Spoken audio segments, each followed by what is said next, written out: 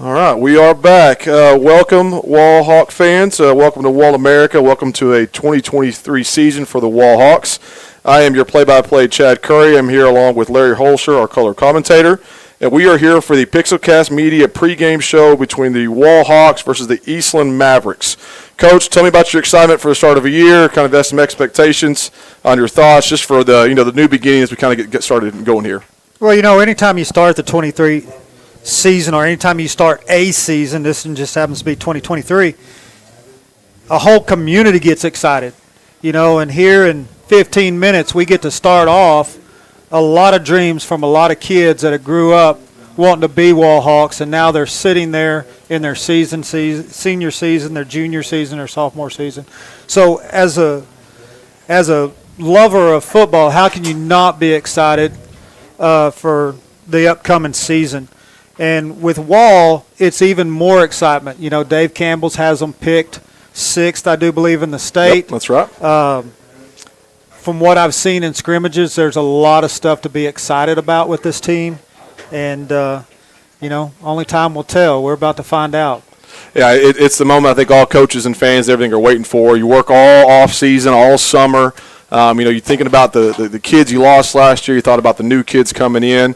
As you said, as a former Hawk myself, I just remember that first varsity game. You get to kind of finally play on a Friday night. When you got a great community like Wall is, you got the stands are always packed. You always got a great crowd, and people are always traveling to come see you. And so, exciting year, exciting time. We definitely want to make sure we thank some of our sponsors for getting us going. So, again, I want to thank Pixelcast Media pregame show just for this moment here that we can kind of discuss now. We also have First Community Federal Credit Union, Shirts Landscape, Pack Saddle Barbecue. We also have Mitchell Automotive Group as well, and Oasis Crop Insurance and Financial Services Center. And so big thank you to our sponsors and everyone for being here tonight with us. Coach, as you mentioned, preseason already, the preseason hype so far for Wall, the returning 7 players on defense, 5 players on offense. That includes a lot of key players, including quarterback Gunnar Dillard and running back Nathan Pepper, with some strong players on both sides of the ball to go along with them as well. Like I said, number 6. And so, Coach, when you have a preseason hype, a buzz about you, tell me the good and sometimes the negative about that when you have a team, when they kind of hear all those positive comments coming to them before the game even starts. Well, I think the good is automatically gets people in that community excited. I mean, they wouldn't be selling magazines for the last 30 years or 50 years, however long Dave Campbell's been going, if it didn't create excitement in communities, right? Mm-hmm. So that's the good in it. The reality, I guess some people could call it bad, but the reality is you don't want that to trap you, mm-hmm. because they're basing that off of who you've got returning. And Wall, they've got 7 returning on defense, but really in the way they rotate, it's really more like 9 returners. Okay. So it's based off of last year's team and who coaches are talking about, not just Wall coaches, but other district coaches on what they have coming up from their JVs, that they're basing all that off of. But we hadn't played a down of 2023. Mm-hmm. So this team that Wall has, they're searching for their identity. Their identity is going to be different than last year's team's identity. Yeah, same offense is still being ran, but the nuances to that offense, the unique things that they were able to do with the personnel that they had last year, they've got to find that again. And more importantly, they've got to find that team chemistry, mm-hmm. that team that will be accountable to each other. And I think that's what they're going to be looking for at the front of it. Yeah, it's exciting. Number 6 in the state, but don't let that be a trap for you. And literally, they're going to go in every week on film, look for their weaknesses, and try to make them stronger. And if they go through that mentality and the accountability mentality, this could be a very, very good year for them, just like it was last year. At least 4 round deep. And possibly having a shot at the show. I mean, why not? They've got the talent, so let's go. Well, like I said, the talent, the tradition of wanting to work hard and wanting to be good and wanting to be excellent. And like I said, also you mentioned earlier the personnel. And so I want to highlight some of that personnel. A few guys I mentioned earlier, Gunnar Dillard and Nathan Pepper. Also Ryan Allen and Lee Brake and Kirkland Pritz on the offense were some names that were highlighted to me. And then on the defensive side, Logan Thomas, Brian White, Ethan Mikowitz, Will Shear, Hagan Barbie, Ryan Allen, and Briggs Jones. And so we highlight those kids, but we've called for a few years out here now. We know there is a ton of kids on the squad on both sides of the ball. They're going to go make plays. And so I think that's what the fans are excited about. I think that's what we are excited about. And so we're going to take a quick break, then come back. We'll talk about the two deep starting roster and also just the Hawks schedule going forward. Again, thank you for being with us for the Pixelcast Media pregame show, and welcome tonight again to the Wall Hawks versus the Eastland Mavericks. Check out why First Community Federal Credit Union is the #1 local auto lender in the Concho Valley. With new, used, or refinance autos, we can save you money. First Community has great payment options and low prices on GAP, extended warranty, and credit life insurance, so we can make your payment fit your budget. So be smart, bank smart, and contact First Community today for your auto financing needs.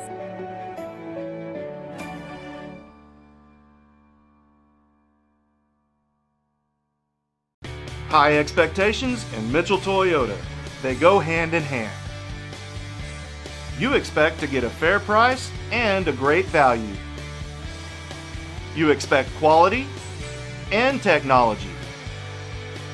You expect reliability and great value. You expect the service department to exceed your high expectations. High expectations and Mitchell Toyota. They go hand in hand. Cotton farming in the Concho Valley, that's risky business. Specializing in crop insurance and serving local family farmers for over 15 years, Oasis Crop Insurance understands those risks firsthand. That's why year in and year out, from the first seed you plant to the last boll you harvest, Oasis Crop Insurance is your risk management partner. Oasis Crop Insurance, service from paradise. Established in 1927, Schertz Landscape Company is as well rooted in the Texas soil as the nursery stock we grow and sell. Since the beginning, our knowledgeable landscape professionals have been here to keep your yard thriving, rain or shine. At Schertz, we believe in keeping our nursery stocked with quality products that flourish in the conditions we live in. We call the Concho Valley home, and you can trust us to have the answers for your project, big or small. When quality counts, you can depend on Schertz. Good, and welcome back, everyone, to the Pixelcast Media pregame show. Again, we're here for the Wall Hawks and the Eastland Mavericks, and what a wonderful night for football here in Wall America. Coach, you mentioned it before we went to our break that you made both the scrimmages. Just give me your thoughts, your opinions, your reflections on that, and kind of give us an idea of what we'll be looking for tonight. You know, what you're going to see tonight, and what I saw during both scrimmages, they're working some young guys into some of those positions that are open. And it's an open competition at a lot of them.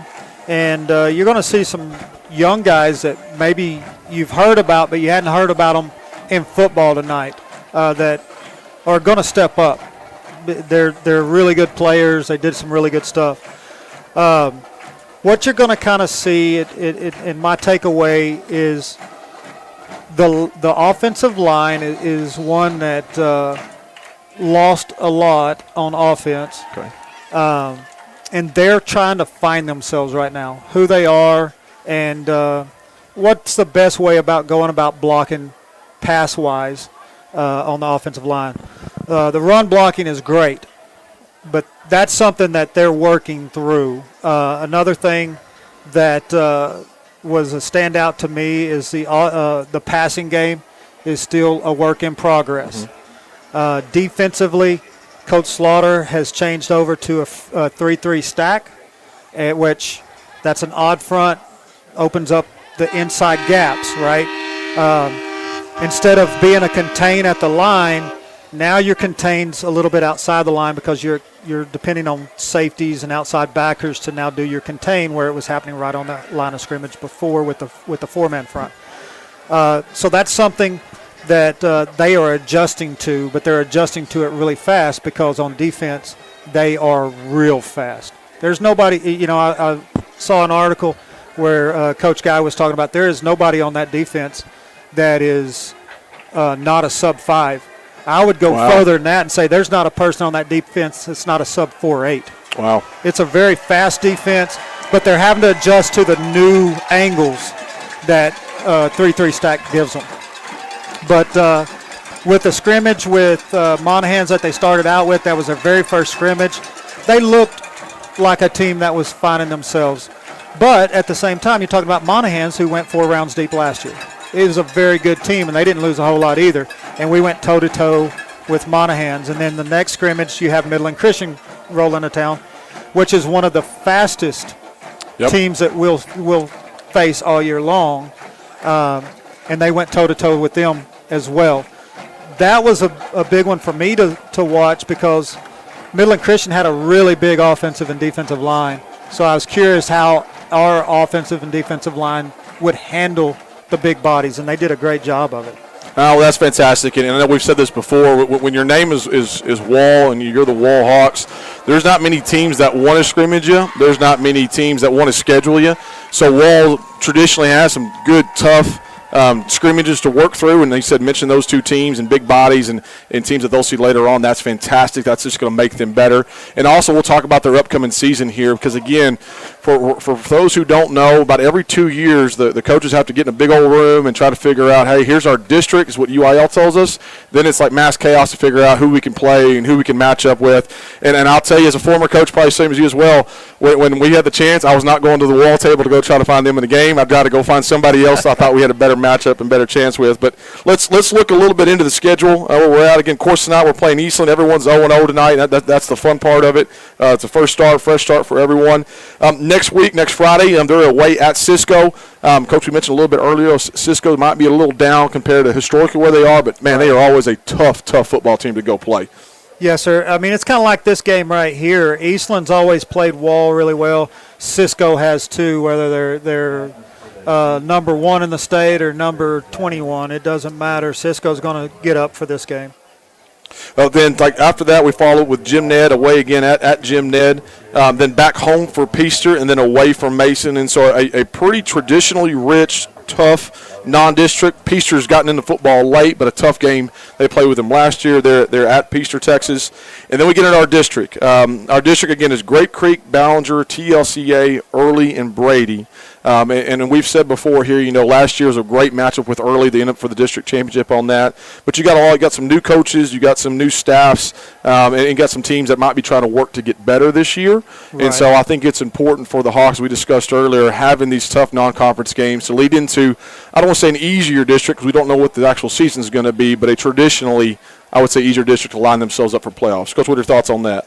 Well, I think you're exactly right. I think having a strong non-district schedule is going to allow this team to be exposed a little bit at times.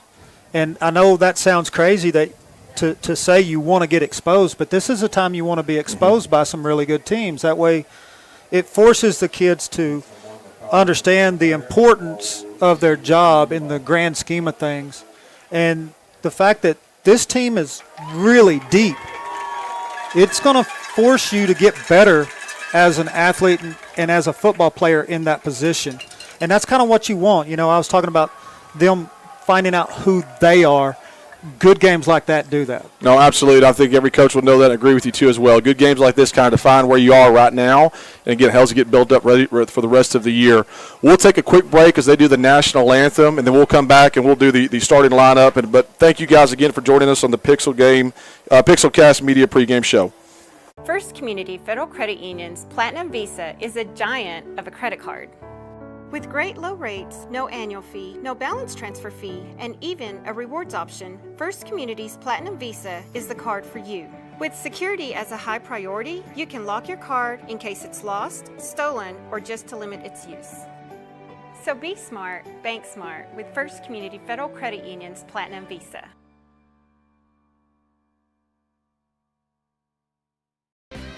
You could save a total of $4,000 on a new Buick Enclave, or save a total of $4,000 on a new Buick Encore GX. Come see us at Mitchell Buick GMC, where earning your trust is job one. At VGI Technology, our mission is to connect and protect our communities using innovative technologies while providing an exceptional customer experience. Everyone on our team took part in creating this mission statement, and everyone on our team is committed to stand by every word. So for your home and office internet, security, cameras, and smart technology, call on your neighbors at locally owned VGI. VGI, to connect and protect. Check out why First Community Federal Credit Union is the #1 local auto lender in the Concho Valley. With new, used, or refinance autos, we can save you money. First Community has great payment options and low prices on GAP, extended warranty, and credit life insurance, so we can make your payment fit your budget. So be smart, bank smart, and contact First Community today for your auto financing needs.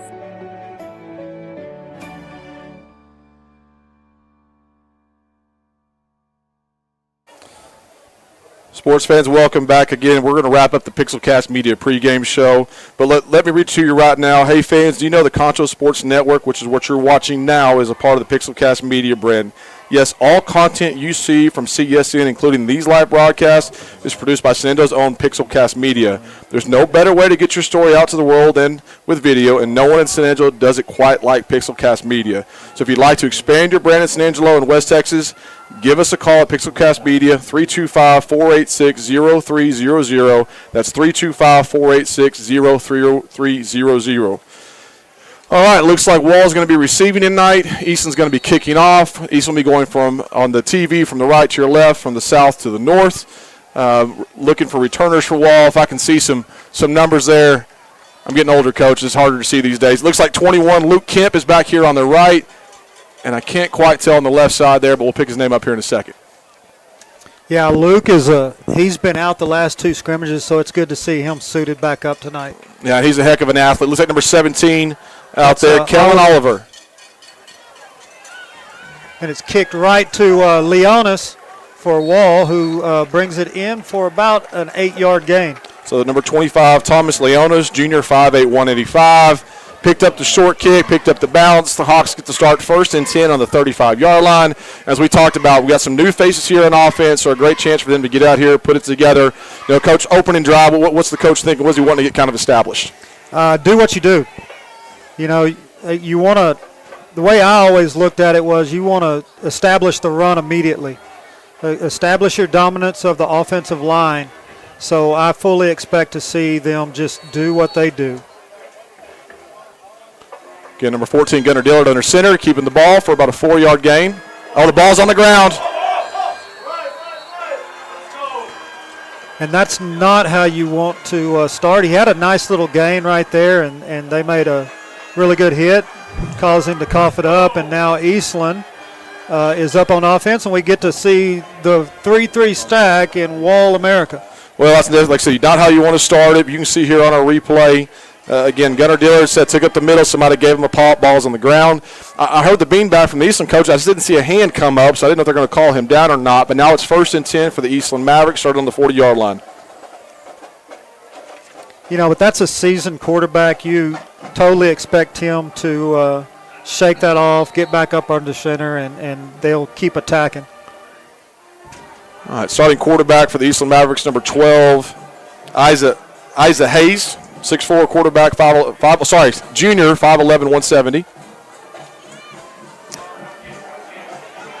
Right back to him with the turnover there. Number 2, Ryan Allen with the interception. So Eastland goes for the big play. Ryan Allen steps in and pulls it right back for the Hawks. And that's a really beautiful interception by Ryan. You know, he had good position, one, but what I like so much about that interception is he went up over the top of the receiver and pulled it away. Absolutely. Was in great position. Used his height, went and got the ball. This sets up a 1st and 10, and Oasis Crop Insurance first down for the Wall Hawks.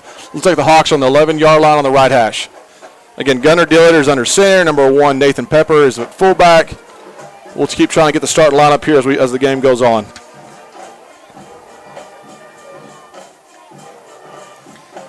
And I like that call by Coach Guy to go right back to Gunnar, same play, and just say, hey, we've got this confidence. That was a fluke. Go do what you do, and that's a gain of 4 yards. Like you said, Coach, you trust the kid. He's been here last year. He had a whole season this as a sophomore. This is his junior year, and so he's been in these situations to start off already. Gunnar Dillard again on the keep. Took 3 Mavericks to bring him down. Number 72 for Eastland, Garrett Glenn, the senior, with the tackle. Sets up another Oasis Crop first down. Again, the starting quarterback is Gunnar Dillard. The fullback is Nathan Pepper. The left up back is Brig Jones. The right up back is Hagan Barbie. The left wide receiver is Landon Bills. The right receiver is Ryan Allen. And again, our starting O-line, number 66 center Boone Harris. Number 54 guard Hudson Braden. Number 52 left tackle Carter Aldridge. And right guard, number 70 Lee Brake. And right tackle Kirkland Pritz. And now they go to more of a tight end set with Logan Thomas coming in the game. Using that speed, getting the edge. Number 8 there, Briggs Jones with a great block on the edge. They kind of spring Pepper there for a first down. You know, and right from the get-go on that play, Logan Thomas just collapses that left edge and allows Briggs to come up to the next level. Like I said, you know, besides the fumble, you got some positive plays stacking up, 2 first downs. It's almost like your restart is your first drive. Right.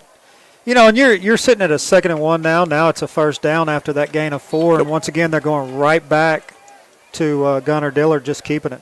Yeah, I appreciate that, Sid. I thought it was the first down the last time. Another Oasis Crop Insurance first down.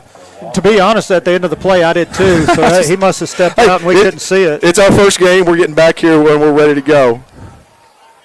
All right, checking with the sideline. Again, Gunnar Dillard's a returning starter for them. They got 5 returning starters. I mentioned earlier Gunnar Dillard, Nathan Pepper, Ryan Allen, Lee Brake, and Kirkland Pritz.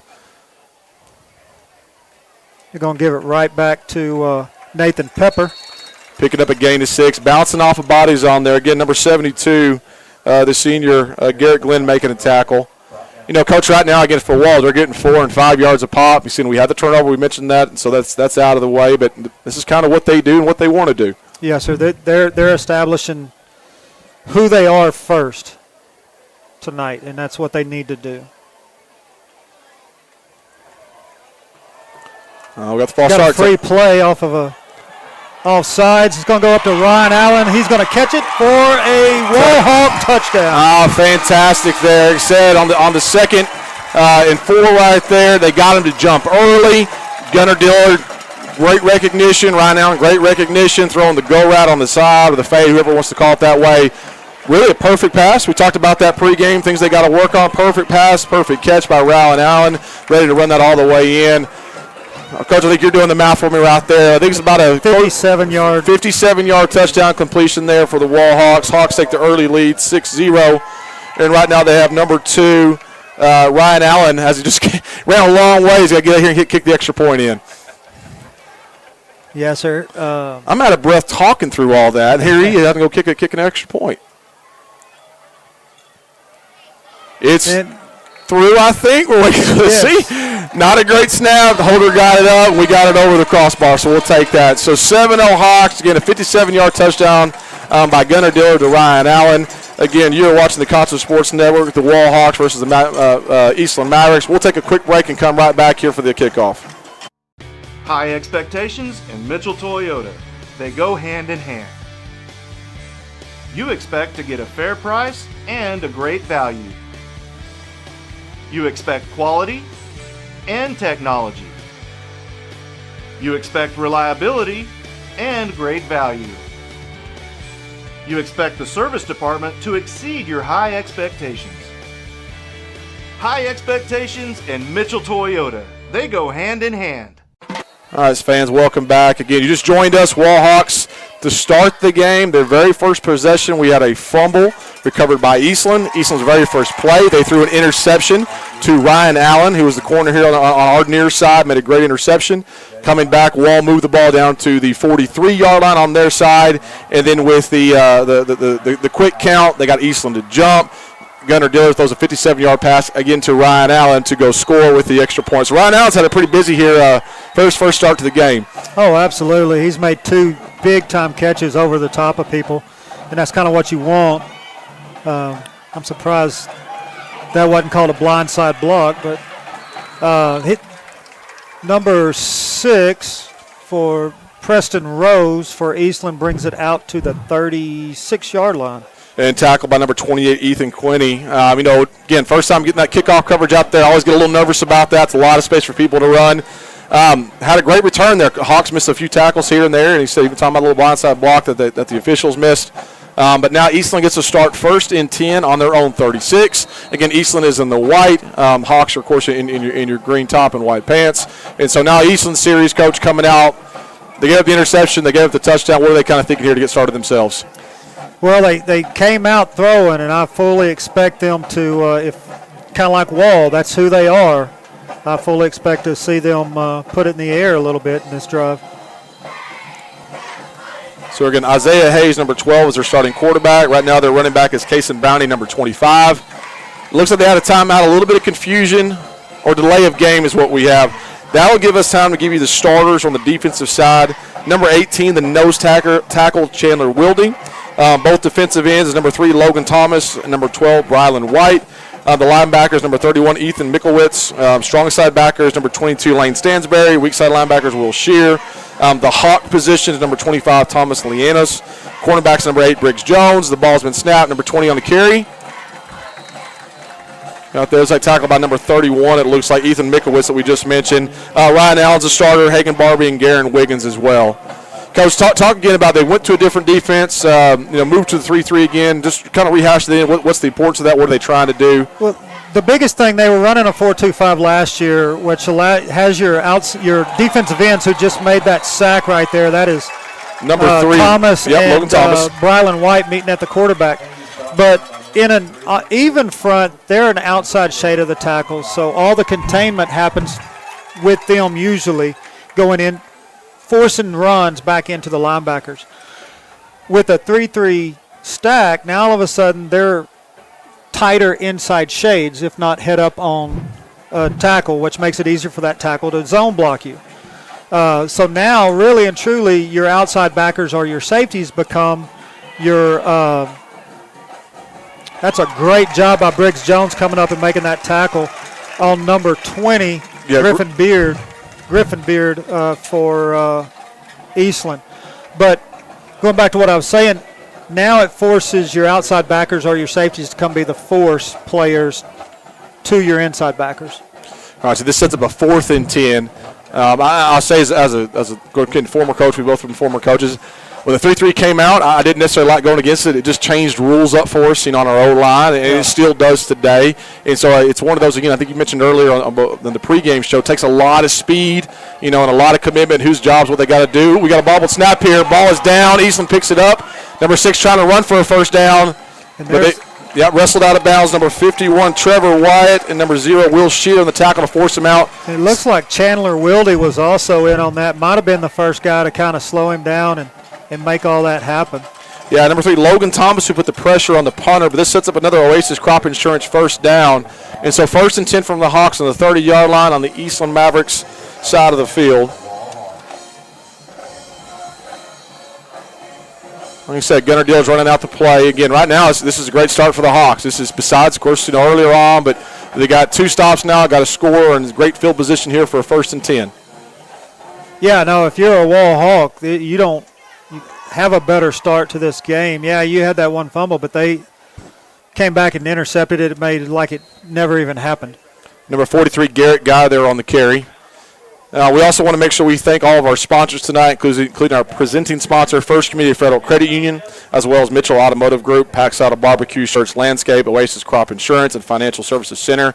We couldn't bring these broadcasts to you without the support of our great sponsors, so we'd love it if Hawk fans would also go out and support these local businesses. All right, set up a 2nd and 7 now for the Hawks.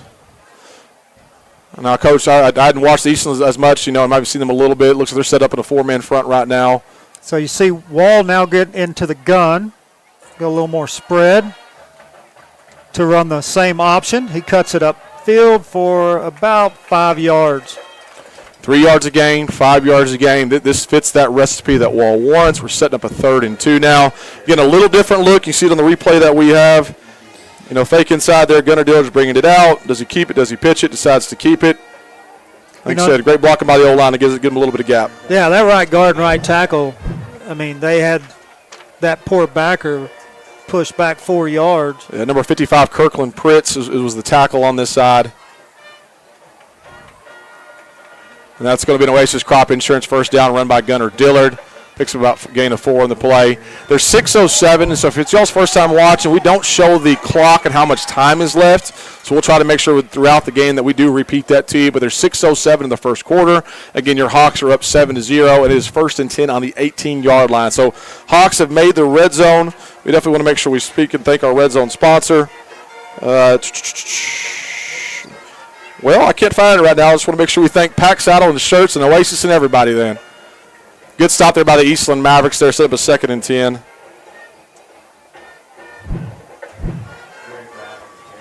Yeah, I mean, it's like Novocaine right now. They're just going to keep attacking that offensive line, that defensive line, and attacking them to get where they're trying to get, which is the end zone. Yeah, again, Hawks want to run the ball. For those who might be your first time watching, they want to play great defense, and so right now they're feeding into those two areas. Again, back in shotgun. Nifty little play there, and so I know some parents or fans are going to go, man, that's a great little pass to the side. Really, that's just another extension of the triple option. They bubbled out number 23. He became the pitch man now. Gunnar Dillard reads the fake on the end, decides to pull it, throws it out to his third option there for, like I said, the version of the triple. And again, number 23, Hagan Barbie on the catch there, the sophomore. Picks up about 3 yards on the play, set up a 3rd and 6 is what it says up on the scoreboard. Yeah, it's another way to do a little RPO that fits who you are as a triple option team. Pretty nifty. I saw it a couple times in the scrimmages as well. So they go back to gun doubles. You'll see a little more of this gun look, and that's out to Hagan Barbie. That's a completion out to the 10, which is going to leave them about 1.5 yards short. Yeah, great throw, great catch. 3rd and 1 now. And Gunnar Dillard so far, he's 3 for 3 on his pass attempts, so running the ball well. Sets up a 4th and 1, but looks like a long one from our side right here. 4:11 left in the first quarter. This could be a big play for the Hawks and for the Mavericks. The Hawks can get this, of course, punching in, but the Mavericks can get a stop here, give them a little bit of momentum. Hawks come right back into their flex look. And no one was over the center, and so there you go. Easy, I would say good first down there for the Wall Hawks. Sets up a 1st and goal from the 5-yard line. Great play. Center is coming out, number 66, Boone Harris. It looks like his helmet popped off. Coaches are talking right now. I'm going to go out on a limb and say they're going to call a timeout, and they do to make sure they can get Boone back into the game because I didn't see any action for his backup. No, yeah, so people kind of looking on the sideline, and nobody seemed to jump up there in the front. But, you said it's hard to practice that in a scrimmage. In a game now, this is the first experience going through that. So, Coach, so far, what are your thoughts here with 3:45 left to go in the first quarter? Well, I think we're seeing exactly what we wanted to see out of Wall. They get in their flex, and they just drive it right between the tackles the way they want to drive it, 3, 4, 5, sometimes 8 yards a carry, but the thing that I've really liked to see, and you said it right now, we're 3 of 3 passing, one of them being a 57-yard touchdown pass. That's an element that we watched last year that they were working on developing, so what a great start for them. And you'll see in this offense different people making plays. We've seen Barbie, we've seen Allen, we've seen Dillard, we've seen Pepper. We've kind of spread that around. That's one of the best things about this offense. Again, we've said before, it's an older offense, but it has an answer to everything that you do. And if you do it well, it's hard to stop. And right now for the Mavericks, it's pretty hard for them to stop at this point. Yes, sir. So 1st and goal from the 6-yard line is what the scoreboard tells us. Hawks back under center. It's just going to be a pitch out to Barbie. He's going to get the edge for another Hawk touchdown. Yeah, fantastic block by number 8, Briggs Jones. And so you can see it here on the replay. Hands fitting inside, took the corner and just put him on his back. For those at home, we call that a pancake. So, Mom, make sure you serve those up for him tomorrow morning. That was an outstanding block to get the edge. And Barbie's make sure he goes and thanks him as well. Yeah, I mean, that was just regular old sweep right there. Just pitch it on out there and go. As you see on the replay, tosses it out. Barbie, number 8 on the left side, spins around there, picks up the corner, and just drives him. Great technique block, puts him on his back. That's a great job by Briggs Jones on that pancake And Ryan Allen does make the extra point there. And again, those extra points are brought to you by Pack Saddle Barbecue. They also are sponsoring our timeouts as well, so we thank them for that too. And so great kick, great execution. Hawks are up 14-0 with 3:39 left. We'll take a quick break and come back to you all here to continue on the rest of the first half. Cotton farming in the Concho Valley, that's risky business. Specializing in crop insurance and serving local family farmers for over 15 years, Oasis Crop Insurance understands those risks firsthand. That's why year in and year out, from the first seed you plant to the last boll you harvest, Oasis Crop Insurance is your risk management partner. Oasis Crop Insurance, service from paradise. Again, welcome back to the Warhawks Football and Concho Sports Network, presented by First Community Federal Credit Union.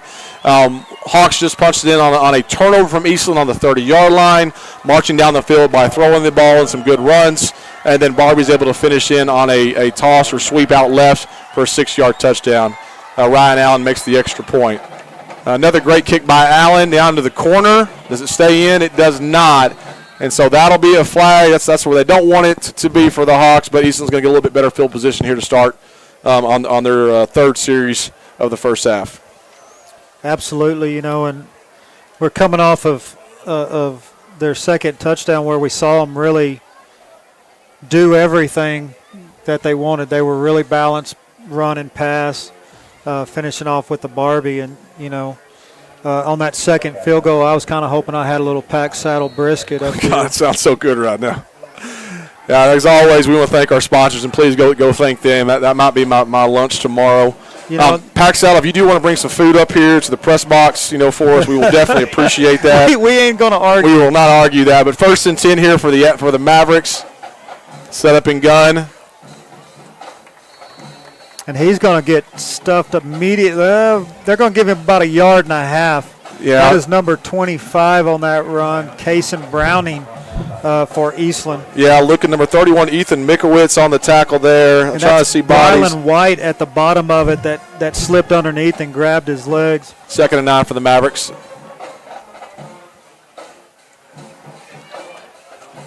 Well, great tough run right there by number 25 that we just mentioned there, Kason Browning.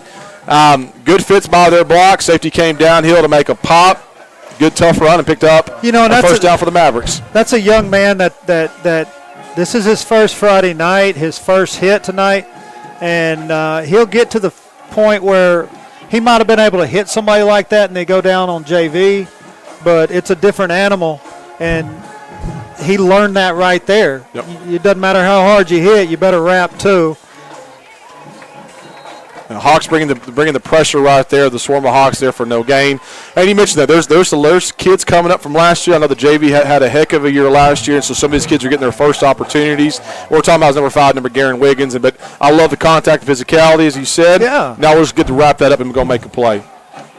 And that comes with experience on a Friday night, and that's what he's getting right now. Looks like tackle over for the Mavericks. Sweep back from about number 20.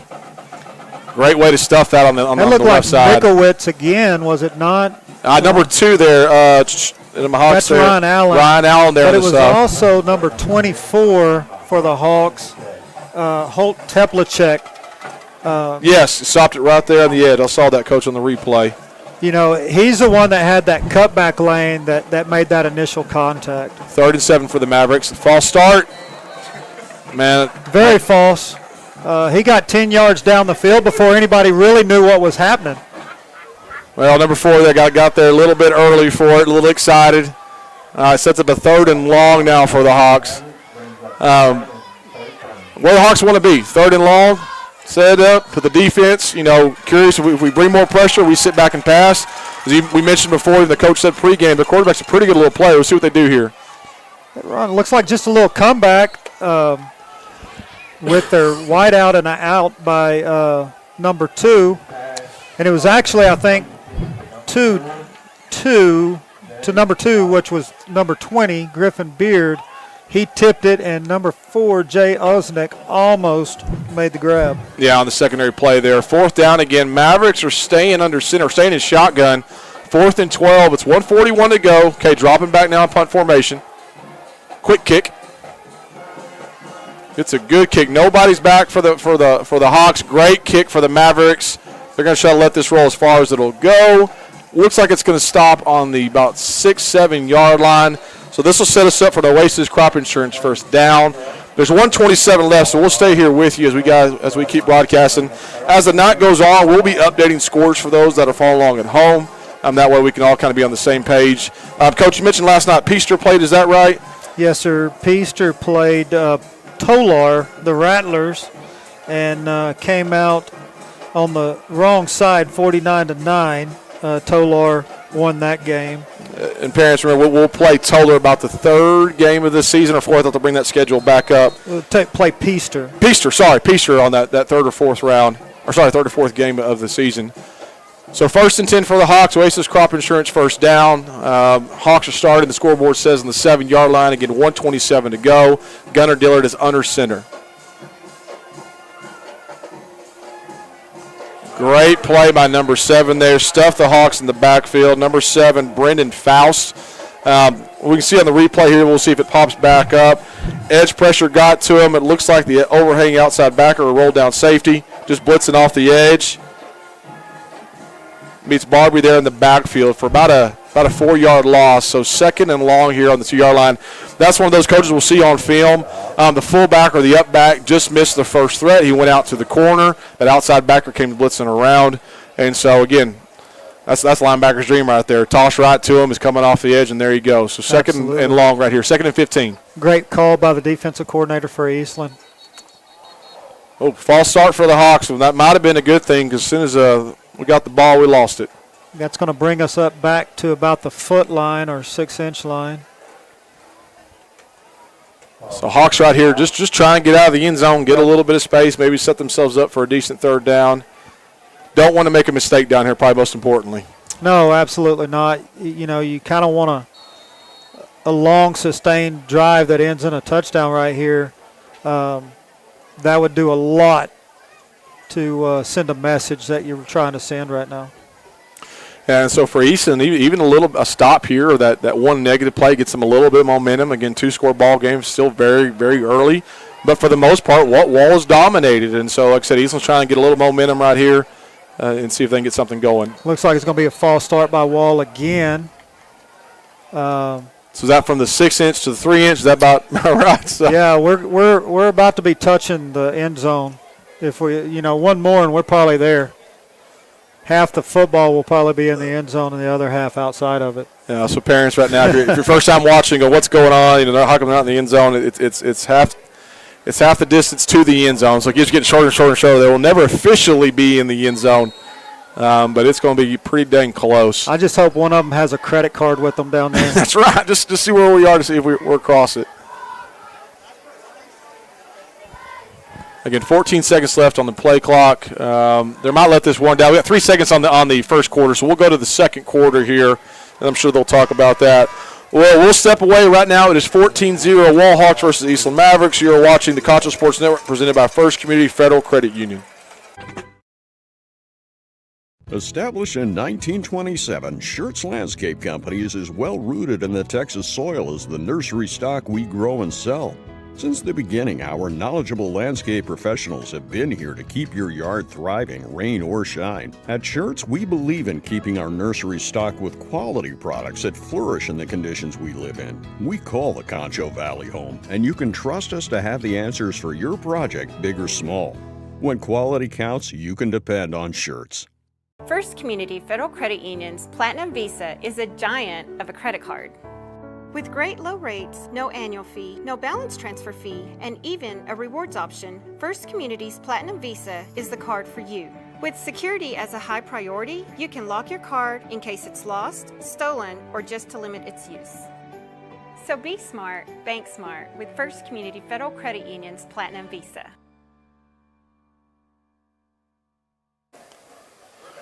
Welcome back to the Wall Hawks football presented on Concho Sports Network, presented by First Community Federal Credit Union. We are the start of the second quarter. The Hawks are currently up 14-0 over the Eastland Mavericks. And just kind of an early recap, very first possession, Wall took the kickoff and received it. had a fumble on the first play, but then they got the ball right back by Eastland's turnover for an interception with Ryan Allen. Hawks march down the field, throw a 57-yard pass to Ryan Allen for a touchdown. Eastland brings the ball back out, ends up turning it over on their own 30-yard line. Hawks go down and score a 6-yard run by Hayden Barbie. And so since then we've been a little bit back and forth. Eastland's had one possession and some penalties here and there. But now the Hawks are 2nd and 16 from their 3-inch yard line right here. And so Hawks have had 2 back-to-back false starts, most likely just trying to get something out of the end zone. And so we're setting up here again with 12 minutes to go to start the second quarter. Hawks are 2nd and 16 by their own end zone. Yeah, the back of that ball is pretty close to the end zone right now. Yeah, probably the biggest thing that I'm sure the coaches are thinking about right now is just this quarterback-center exchange. Can they get the ball and get it out of the end zone and get something going? Absolutely. I would expect a whole lot of Nathan Pepper right here. Another false start for the Hawks there. So we'll slide another 2 inches. I don't even know. We'll go back to it. I was about to say, I'm almost shocked. What they're showing right now is, a pretty wide open A-gaps. Of course, Backer's about to blitz in there. Again, I'm almost shocked they don't have a double ones in this situation, something like that. But, they're making their call on their side. Eastland's a tradition-rich school. It's got some pretty good players. And they got a quarterback right now still at Texas Tech, McGyver. I don't know if he is a starter, where they're at right now for Tech. Yeah, that's taking the shot to Ryan Allen. What a ball and what a catch. That ball was placed perfectly. That was one of the things we talked about at the beginning that we wanted to see, that we knew that was a big deal for him, was their passing game. And right now he's 4 for 4, and that's the second deep ball that he's thrown that's been right on the money. Well, I love the call. They even got pressure coming. The O-line picks up the pressure. Dillard's got a good pocket. Big throw, big catch, about a 42-yard pass. Sets up another 1st and 10, Oasis Crop Insurance first down. But parents at home, you can get on Huddle and put your kids on highlights if y'all want to put some of those. Great throw, great catch by Dillard to Allen. 5 seconds left on the play clock. Timeout. They're going to call a timeout here to keep from taking a delay of game. They had got all the way down to the 1 second on the game on the play clock when they called that timeout. Oh, wow. And so 11:24. This is a Pack Saddle barbecue timeout.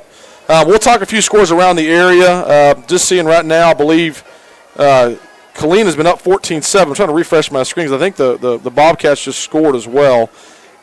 And kicking the extra point is what it looks like too. And so looks like the Bobcats and Killeen Shoemaker are going to be tied up 14. Sonora is currently beating Ballinger 7-6 with 1:57 in the first quarter.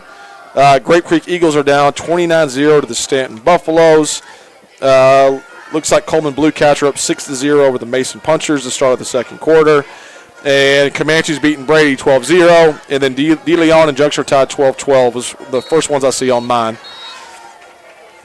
Right. In that whole exchange, going back to this exchange, they make a big play. This point in the season, it's pretty common. You're trying to speed guys on, but everybody's excited about a big play. You're trying to get some guys from the sideline running the play in, and they just got behind on that a little bit. But that's pretty normal for this time of year. So 1st and 10 for the Hawks on their own 42-yard line. They're going to pitch that out to Luke Kemp. The ball takes a wrong bounce, and Eastland's number 2, Eddie Medina, is right there to pick it up. Well, turnovers can keep teams in the game, which, again, I know it's early. But that's a pretty big momentum play right now for the Mavericks to pick up the ball. Looks like they're going to be on the Hawks' 35-yard line going in. It looks like the pitch guy never got fully around the quarterback, and so when the quarterback was looking to pitch, that time it just wasn't lined up enough, and the ball got put on the ground. And that was to Luke Kemp, and like I said, Luke Kemp did not participate in either one of those scrimmages, so he's coming back in this week. So that timing that they had last year, they'll get it back. It's just not quite there yet. You're right, Gunner pushed that ball out probably a little bit far. Great defense by number 8 there for the Hawks. Briggs Jones, great coverage. In watching as a coach, you had underneath coverage with Briggs Jones. You had the safety over the top, 23 Hagan Barbie, and so that was a great defensive setup right there. What I love so much about this is the motion guy coming across. Briggs comes across with him.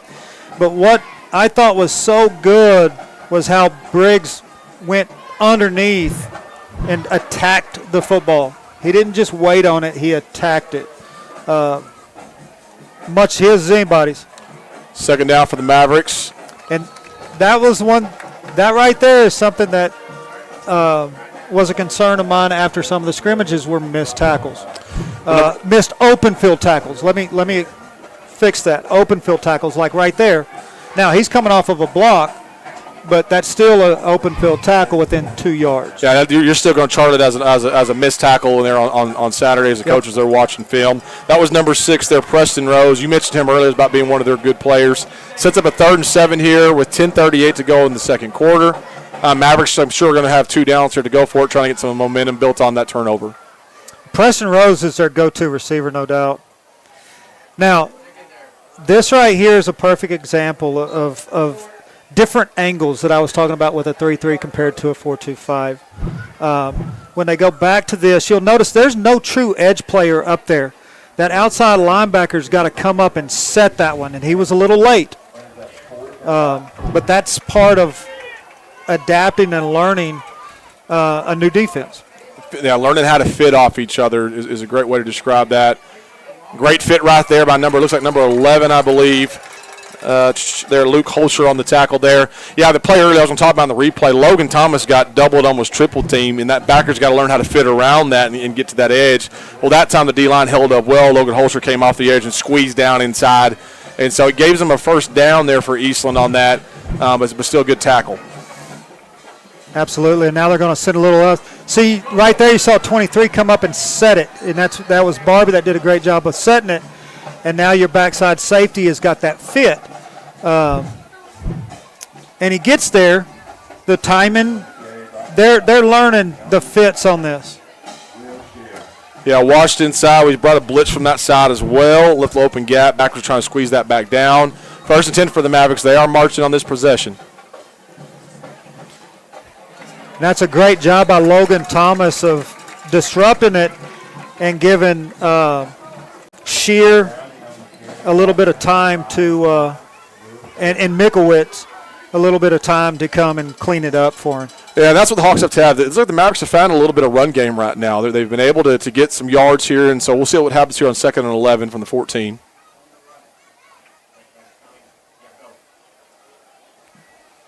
Like I said, good rundown from the backside. It looks like it's number 3 on that play right there. Logan Thomas again running that down. And actually there's a little bit more of a gap or hold to the right. Just the running back ran into his lineman. As you see on the instant replay, he would have just got around 72. He had more of a gap there. You know, I'm going to tell you who I was impressed with on that replay right there was Brylan White. He took on a double and did not lose ground, and that's what the defensive end has to do. Between him and Logan Thomas, Coach Slaughter mentioned that before. He said those guys got to be studs in this defense, and they got to be able to hold up and play those. There, touchdown there for the Mavericks. Great throw. Like I said, made it a 3rd and 9. Great throw. That goes Isaiah Hayes to number 4, Jay Osnick. And as much control as we felt the Hawks have had so far this game, it's a 14-6 ball game. We'll see the extra point, and so the Hawks have to come back and answer with 8:31 to go here in the first half. Yeah, we got this pack saddle PAT going on right here. So if you're at Wall, a little brisket will make it feel a little bit better. A little brisket, a little barbecue sauce will make swallowing the fact that Eastland just had a touchdown. Now, if you're in Eastland, you need to make your way over to San Angelo for a little pack saddle and celebrate. Absolutely. Number 19, Giovanni Ojeda is a senior. He's the kicker for the Mavericks. Looks like that is good. You see the hands up there. Okay, so it's 14-7. Mavericks just marched down the field for a touchdown. There's 8:31 left to go in the first half, or of course in the second quarter. And so we'll take a quick break, come back here, and see if the Hawks can answer. You could save a total of $4,000 on a new Buick Enclave. Or save a total of $4,000 on a new Buick Encore GX. Come see us at Mitchell Buick GMC, where earning your trust is job one. At VGI Technology, our mission is to connect and protect our communities using innovative technologies while providing an exceptional customer experience. Everyone on our team took part in creating this mission statement, and everyone on our team is committed to stand by every word. So for your home and office internet, security, cameras, and smart technology, call on your neighbors at locally owned VGI. VGI, to connect and protect.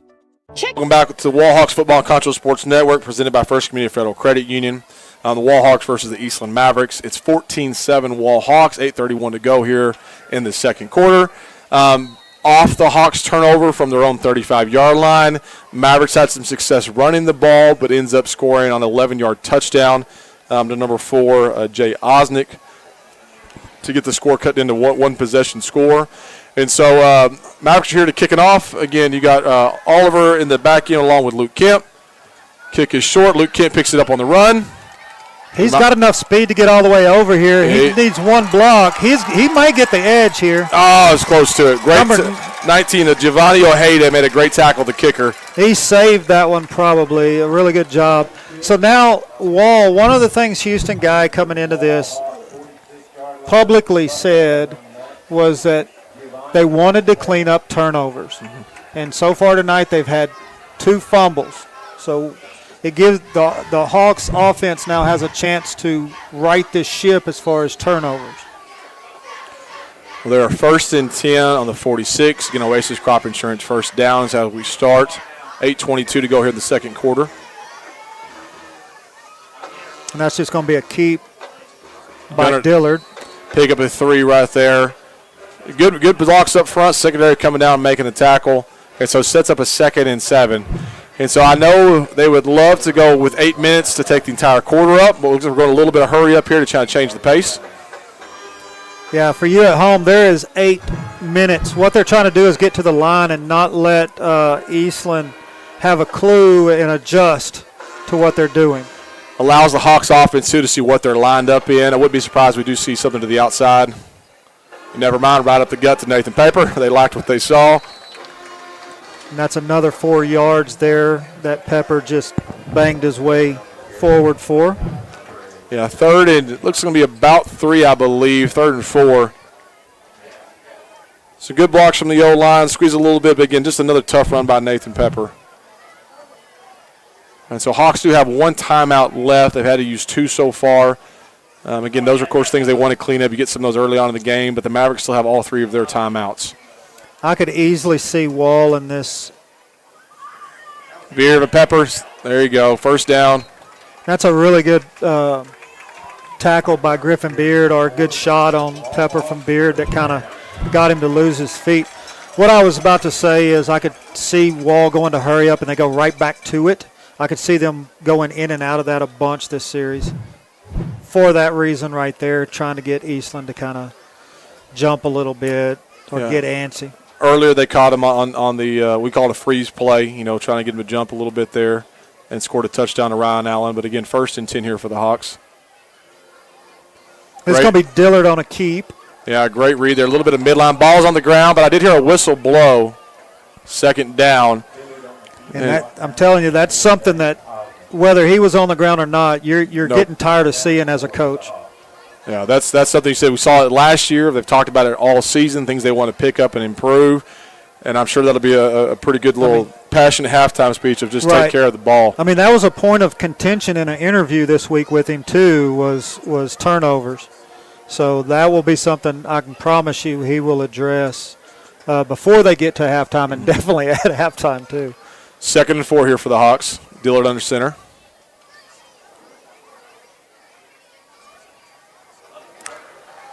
That time, number 22 there for the Mavericks, Caden Alford, kind of blew up the exchange there and sets up a 3rd and 4. Looks like, they're giving us a yard, 3rd and 3 right now. And right now Eastland's just stunting. They're stunting from every place they can stunt. And their defensive coordinator's making some good calls on where to stunt them too. Yeah, earlier on, the Hawks had a chance. They were getting 8, 10 big yard plays, and Eastland's done a good job kind of shortening that up, making them earn it a little bit more. Well, they're changing the pace of the game, and that's what Wall's trying to do as well by going no huddle, is change the pace. That was a phenomenal block by 52 for Wall. Yep. Carter Aldridge. Yeah, I think he was pretty fired up. He knocked him down.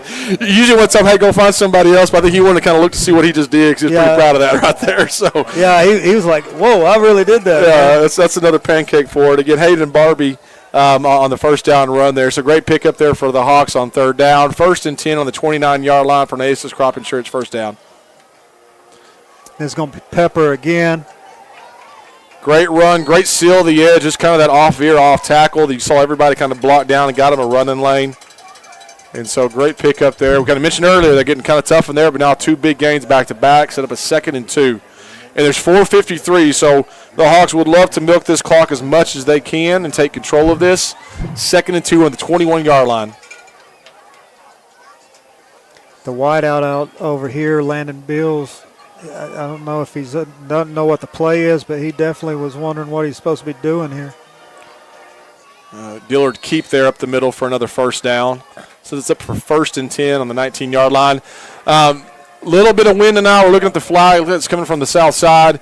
It has started to cool down. As everyone knows, it's been way too hot out here in West Texas, but it's starting to cool down tonight. Not quite so humid or steamy that I'm sure these guys had during their scrimmages. Another look back to the sideline. You know, we've talked before, I think last season, momentum is a big part of this game, and if they can come back here and answer, the Mavericks score right here, that set up the Hawks in a very good position.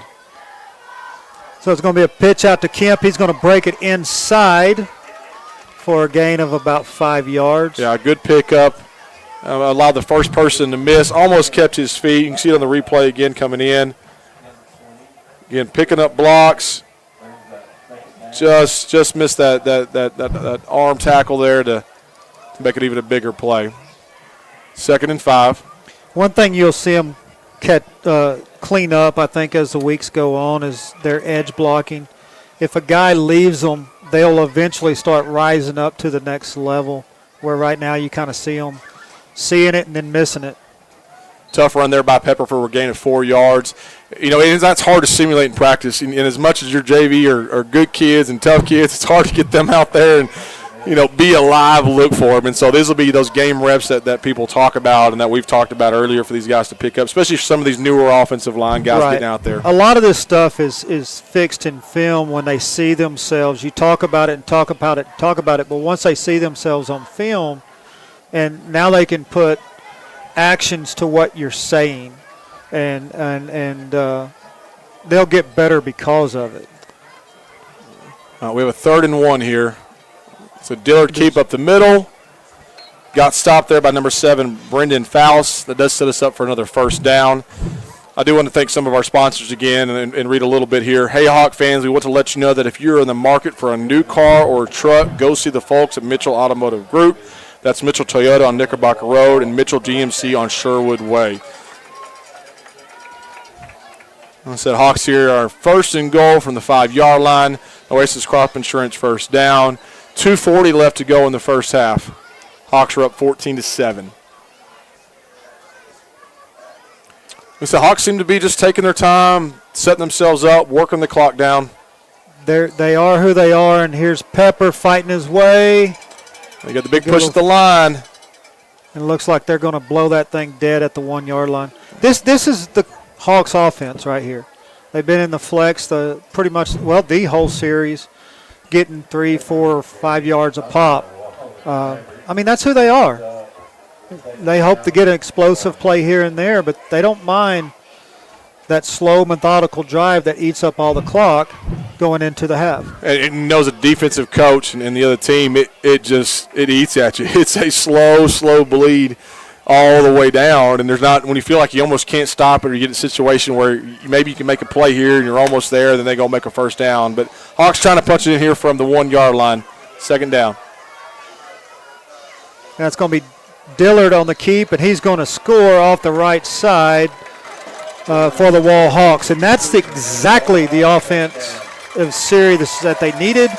After Eastland goes and scores, they pretty much take up all but a minute 34 left on the clock for that score to set up our Packs out a barbecue extra point. Yep. And these guys got to help us out. I'm getting hungry every time we got some ribs. Something. I'm not talking about brisket, but ribs are just as good. They got good food there. Ryan Allen there with the extra point. So we got 1:34. We'll stay here as we kind of wrap up here. But again, a great drive there for the Hawks. Marched it down the field. Gunnar Dillard, a 2-yard score there for a touchdown. Again, we want to thank some of our sponsors tonight, including our presenting sponsor, First Community Federal Credit Union, as well as Cody Larimore Insurance Agency, Gandy Inc., Angelo to Go, and College Hills Bodega. We couldn't bring these broadcasts to you without the support of our great sponsors, so we'd love if Hawk fans would also go out and support these local businesses as well. Absolutely. And so 21-7, 1:34 to go. We talked about the momentum. Easton got their stop, got their score. Hawks entered back. Again, started with a Luke Kemp return down to the 45-yard line, and then a 55-yard march down the field, converting third downs along the way and milking that clock from 8:06 down to 1:34 as we get here to decide to wrap up the first half. And those watching as well, during the halftime, we will take a break while the Hawks are playing, so those friends, family, and those who might not be here can watch their kids and during the band play in their performances. Eastland, while y'all are playing, they'll be on, I promise you, but we're going to catch up on kind of the first half thoughts. We'll talk about scores during halftime. We'll talk about maybe possible adjustments the coaches will talk about as well. And so Ryan Allen with the good kick. This one hits the end zone by number 6. Oh, he's going to run it out. Let's see what happens here. I heard the Eastland coach to the side going, please don't do that, but not a bad return up to the 23-yard line. Weaving through there for a 1st and 10 there for the Mavericks. Sometimes those are good and sometimes those scare you because it gives your blocks time to progress and initiate. Well, as a former coach, I've mentioned this, of course, last year, kickoff to me is one of the most nervous things there is. There's just so much space, so many things that can happen, but the Hawks did a good job keeping contained. Ryan Allen kicking to that corner spot, that location spot. But 1:26 here to go for the Mavericks. As they line up on their own 23-yard line. Trying to figure out where they want to line up at. They're trying to change Wall's strength call. Great speed there by number 17 just to force it outside. Kellen Oliver. That was, I believe, 28 on the tackle, Coach? Yes, and that was Jay Osnick on the run right there. Actually lost a yard. Yeah, number 5, Garen Wiggins there on the tackle, but great job by Oliver there to force that out wide. Oliver again forcing out. So great run, involved in the play before, involved in that play. A little speed out by the quarterback with an out route, and Oliver's there to help push him out of bounds. Gain of 3 right there for Eastland to set up 3rd and 8. 3rd and 8, 54 seconds left to go. Looks like it got out of bounds because the clock is stopped. And that's what you want and what you don't want. This is a tricky time segment, if you ask me, because you stop the clock, but if you don't make a 3rd down here. Missed tackles right there. Gets them a 1st down for the Mavericks. Gives them a 1st down. If you do make the 1st down, you still got time. But if you don't, you're giving them a lot of time there. Yeah, watching the Concho Sports replay, you see the Hawks fitting down inside, turning this back inside. You got a linebacker that over pursues a little bit, and a safety that misses, and it gets the 1st down for the Mavericks. So now they got a little bit of life. They still have 2 timeouts with 48 seconds to go. They just used one right now. Coach, what are their thoughts? And they don't want to make a mistake down here, but they'd love to be able to be able to get down and score. They are a throwing team. That the quarterback Isaac Hayes has shown that ability. Yeah, and number 6, Preston Rose, he can go. So they are very capable of taking shots.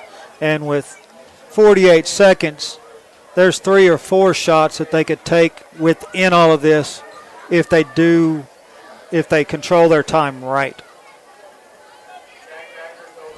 So, again, they're in gun. Hawks have backed up a little bit more. Looks like cover 2 defense. I could see a stop or a comeback happening here, an out that's incomplete. That young man will have to come out because his hat came off. Sets up 2nd down. Only a few seconds run out. Still 43 left. And I'm sure the biggest thing Coach Slaughter's telling the defense is safeties make sure you're staying over the top. No big plays. Yeah, take away the explosion plays. And if you're Eastland, they're trying to get the ball within distance range for their quarterback to take that shot. Yeah, on the 36-yard line, so we're looking at 64 yards in the end zone. My speech used to be they can go 63 yards, just don't let them go 64. Exactly. Just get us into halftime wherever we can on that. So, again, 43 seconds left, 2nd and 10 on their own 36. Let's get a little conversation here with the officials. Here we go. Again, there'll be a halftime show by the bands on both sides. We'll have that online so you guys can see. We'll try to hop in and out where we can just to talk about just other games and coverage and pregame and halftime and all the other stuff. Yeah, I'm sure Slaughter was not happy with all the extra time that they got. That's another missed tackle. That's another missed tackle. That's 2 missed tackles right there by the Hawks defense. The first one by Oliver and then Barbie and Briggs Jones. Big pickup there for the Mavericks down to the 44-yard line of the Hawks. 34 seconds left. Mavericks have 2 timeouts. Hawks have 1 timeout. And that was positioned. You almost tackle them in bounds, force them using the timeout, or at least, again, save yourself 10 yards. Yes, no, you exactly want to tackle them in bounds and keep the clock moving. Also going to bring a little pressure this time. Force them out of the pocket. Throwing on the run, finds number 3 across the middle. That looks like that is Garen Wiggins on the tackle. He goes low and makes the tackle on number 3. Lakey Kennedy, junior there for the Mavericks. So 26 seconds left to go. Now, he's a big load. There's a reason why those guys are making or missing some tackles. He's a good-looking kid. Looks like timeout then for the Mavericks right now. So 26 seconds, 1st and 10. Oh, holding on the Mavericks, bringing that back. I was curious. It looked like Logan Thomas got held up top on that play. But, again, you just never know what you're going to get sometimes on calls. And so that's a big break for the Hawks. Brings them back. And so I'm sure they'll walk this back. It should be 1st and 20. Yes, sir. Look at some score updates right now. Looks like the Killeen Shoemaker taking the lead back 20-14 over the Bobcats with 8:14 to go. So that's a good matchup. Killeen's always had good athletes. I know the Bobcats, lost some good players last year, but returning some good ones as well. That's a tough starter game because of the straight running speed that Killeen's players have. You can't reproduce it.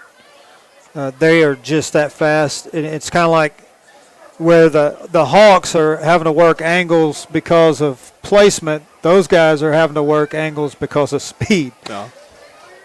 What was the old Art Briles statement? You can't make a slow kid fast. No. So when you got fast, that is a big, big game changer. Like I said, Hawks have been known that for a long time, not only in the football program and the track program, but every sport they play. Yes, no, they are a very fast football team, and that's 1st and 10 they've got somebody wide. open. Number 20 is wide open down the field, and he's going to be tackled at the 5 by Number 23, Barbie, there on the tackle. 16 seconds left. They're running up to the field. Great throw by 12. Number Isaac Hayes, seeing him escaping the pocket. I didn't see anybody leak out until the ball was thrown as well, and so great job. 1st and goal here from the 6-yard line. just a backside post right there that gets behind the safety, and it's out. And that's a big, big tackle there for the Hawks. There, number 5, Garen Wiggins. 5 seconds left. Mavericks have to take their timeout, but big play up the field, getting lined up, making a tackle. That was a great call by the Mavericks offense, but a great play by Garen Wiggins on defense for the Hawks. You know, and that's the one thing that you don't want to do with that little time going into half is let anybody behind you. Yeah, that's, again, things you'll talk about. But once again, we're talking about young guys back there that you can talk about it all the time, but until you get in a game situation and you see it on film, like in the talk between a corner and a safety and both safeties, until that develops, that's possible. That's the stuff that you got to like having the preseason games that we have right here, because like I said in pregame, they're going to expose some things. But when you're exposed to those things, you can work on them and you can fix them and you can get better as a team. Now, we are in a Pack Saddle timeout, Pack Saddle Barbecue timeout. Yeah, those things they'll see again. That's a senior quarterback sprinting out, keeping his eyes downfield. Barbie on this side's a sophomore. You know, as he's dropping back, there is nobody in front of him, which is right. He just didn't necessarily see the guy on his right side working behind him. And so things you work on film, if nobody's in my area, quarterback's coming to my side, might start turning your head to figure out where the next guy is. Yeah, you know, they were rolling to 3 right there, the old cloud roll, and where the corner sits in the flats and everybody rolls over the top. And that's a backside junior, Garen Wiggins, that kind of lost the guy behind him. Well, a field goal attempt there, and I'd almost call that a good stop there for the Hawks, 21-10, but a field goal again by Giovanni Ojeda for the Mavericks. That will take us into halftime. Right now the Hawks are up 21. Eastland Mavericks are 10, and so join us back for the Pixel Game halftime show. We'll come back and meet you. We'll take a quick break and see you here in a little bit. Check out why First Community Federal Credit Union is the #1 local auto lender in the Concho Valley. With new, used, or refinance autos, we can save you money. First Community has great payment options and low prices on GAP, extended warranty, and credit life insurance, so we can make your payment fit your budget. So be smart, bank smart, and contact First Community today for your auto financing needs.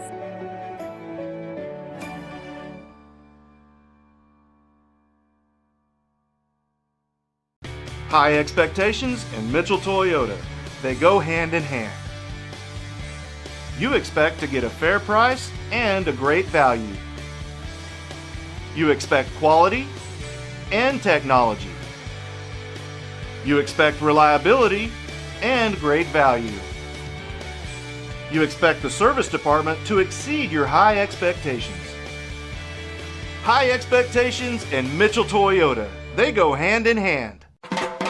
Cotton farming in the Concho Valley, that's risky business. Specializing in crop insurance and serving local family farmers for over 15 years, Oasis Crop Insurance understands those risks firsthand. That's why year in and year out, from the first seed you plant to the last boll you harvest, Oasis Crop Insurance is your risk management partner. Oasis Crop Insurance, service from paradise. Established in 1927, Schertz Landscape Company is as well rooted in the Texas soil as the nursery stock we grow and sell. Since the beginning, our knowledgeable landscape professionals have been here to keep your yard thriving, rain or shine. At Schertz, we believe in keeping our nursery stocked with quality products that flourish in the conditions we live in. We call the Concho Valley home, and you can trust us to have the answers for your project, big or small. When quality counts, you can depend on Schertz. Ready, kids? That kid. Of course, they're all in town, so who y'all coming out? Y'all know anybody? We'll play.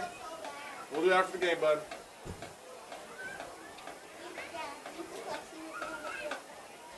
Well, after the game, should we? But Dad, look, Wallhawks are winning. Dad, look, Wallhawks are winning. It's actually 21-10. We're band ready. Dad, look. Dad, look, Wallhawks are winning 21-10. I was like, that was a field goal. There you go. I was like, Hit visitor at home instead of wrong. Dad. no, it's not.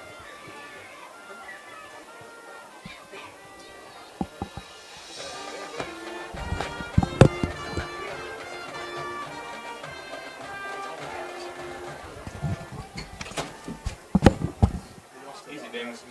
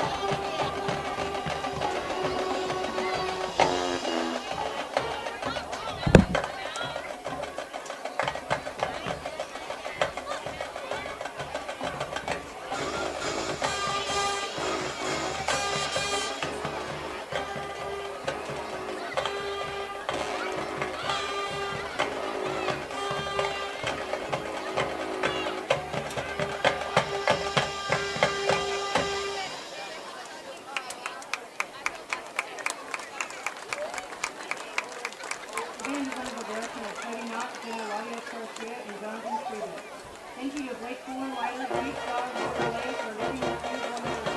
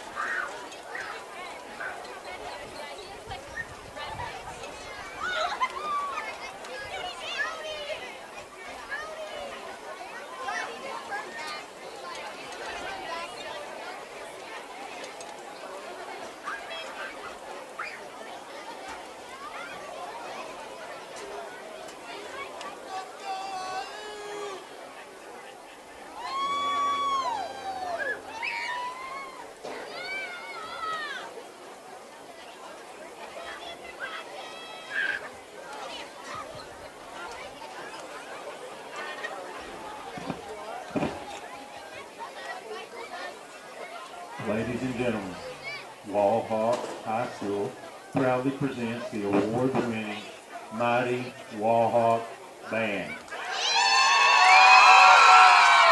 The band is under the field direction of drum majors Caitlin Williams and Braxton Garcia.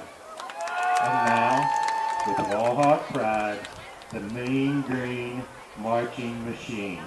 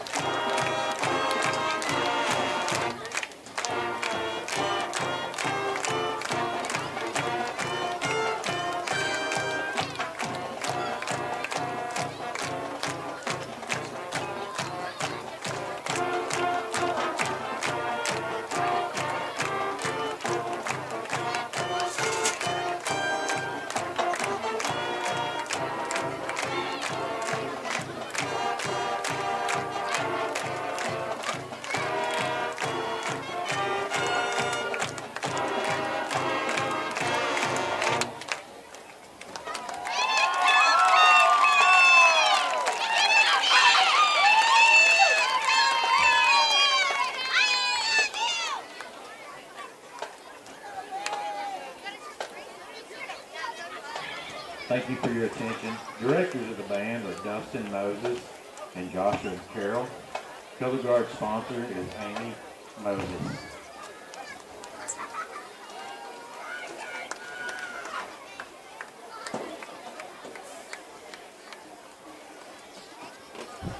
Max Wymore, if you could please come to the press box. Max Wymore.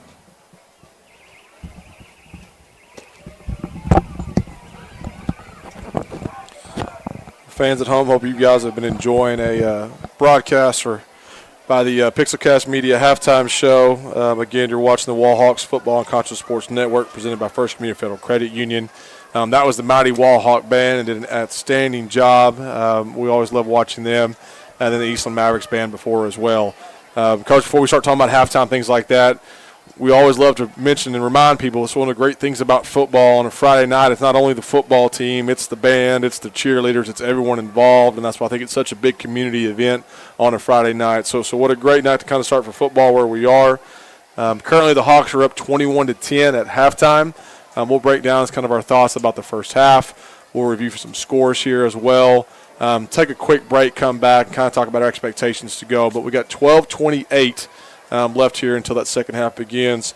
Coach, what are your first thoughts? You've had a little bit of time to think about it, come back. Again, Hawks are up 21-10. What's kind of your first thoughts to get us started? Well, before I jump into that, I want to jump on something that you were talking about with the band that a lot of people may or may not understand. This band has been going since the 4th week of July. Oh, wow. Not August. They actually started a week before all these football players did. And we all know what kind of summer we've had, so that makes it even more impressive. And that's something we haven't talked about tonight with these teams because we don't want to ever bring other things into it. But, guys, it's warm out there, and everybody knows when you get hot and you get fatigued, that's when you start making mental errors. Mm-hmm. With the game, this is what I've seen so far. When Wall does what Wall does, they're really clean at it.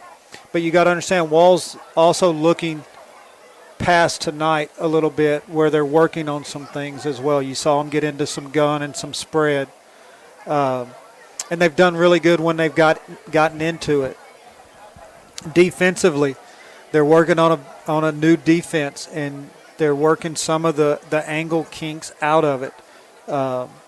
They're a very fast defense, so it's a defense that really suits them because they can move around the field. Like I said, I don't think there's anybody on there that's not a 4.8 or faster. That's a fast defense. So the angles will come the more experience they get. One thing that we've touched on tonight that I think is a big part of Wall in 2023 is they are 3 deep at every position. Mm-hmm. So there's pressure on those guys to be able to figure out those angles really fast because if you don't, there's somebody there that can take your job. Coach, I'm going to pause you right there on that because I think many times as coaches, we talk about that, I want to say threat or the idea of telling a kid, hey, listen, man, if you ain't getting it done, I got somebody else behind you. But we know as coaches, and we've all coached great, wonderful kids, but sometimes there's such a big talent gap that, and even though it can be a great kid, it's hard to necessarily put him out there because we're worried they can't keep up athletically with maybe who they're playing. And so, Right. but this year, again, that the JV was undefeated last year. The football team, had a great run through the playoffs. There's a lot of talent on the team and players that are coming up. But as you mentioned earlier, it is to a point if you aren't doing your job, there's another guy right behind you that is ready to go do that job too as well. It's like you said, there's a lot of pressure on that, and it is. It's life. Everybody that's out there, they know it's life. You do your job or somebody will. Yep. And that's the beauty of being deep like that is they know it too. Yep. And it I think pressure's a bad word, but they're definitely aware that they've got to step up. Yep. And that's what I think you'll see as the next 3 or 4 weeks develop is you'll see these kids start filling those angles. Yep. They'll fill better and faster. Absolutely. Because they'll see it and they'll get there faster. So that's the one thing that defensively, that's my takeaway because that's what's leading to the missed tackles is the angles. People could say, well, the kid can't tackle. If your angle is wrong, it puts you behind, and now that tackle's harder. So as they see it and they react, they react faster because they've seen it before. They will get to that tackle and make that tackle. It'll clean up. It's just something that you got to be a little patient with. I think you hit the nail on the head on that part too, because knowing the Hawk team and knowing these kids and knowing the talent, knowing the toughness, there's not much. There's not a comment we can make. These kids can't tackle. It's just the idea of taking the right tackles, putting their body in the right position, and they are. They're getting there. They're getting physical. We've seen some great hits just to wrap it up and bring them down. But exactly, this is a very physical football team. Every Wall Hawk team I've ever seen has been a physical football team, and they are too. Like I said, they will adjust the what they see and their reaction to it as they see it more. Offensively, the one thing that I wanted to see coming into tonight, I saw. Right now he's 4 for 4, 5 for 5. 4 for 4 currently, about 120 yards through the air. But the two that I wanted to see were the two fade routes down the sideline. Both of them were, 35, 40-yard passes. Yes. Well, yeah, 35, 40-yard passes, but they were put exactly where they needed to be put. And that's something that he struggled with a little bit last year, Dillard did. So it's good to see him putting it right in that spot this year because that will give them another dimension. We all know they can run the veer. Mm-hmm. There's even a sign down there, Wall takes pride in it, fear the veer. Yep. For a reason. Because if you aren't disciplined, they will make you pay on the veer. So it's good to see him starting to intermingle his passing talent with his running talent. Yeah, he's a junior. Last year as a sophomore, as we said, some of those things as we expect a sophomore, those growing pains, but it is shown here in this first half. And so he's had, again, about 4 for 4, a little over 120 yards, 2 big plays to Ryan Allen. Who's a good-looking tall receiver on the edge. Ryan Allen also had an interception on the first half. And so, my first half, I would say almost MVP or go-to person. I give to Ryan Allen because of the big plays, but Gunnar Dillard has done a heck of a job, too, right there with him, and both of them played a pretty great job.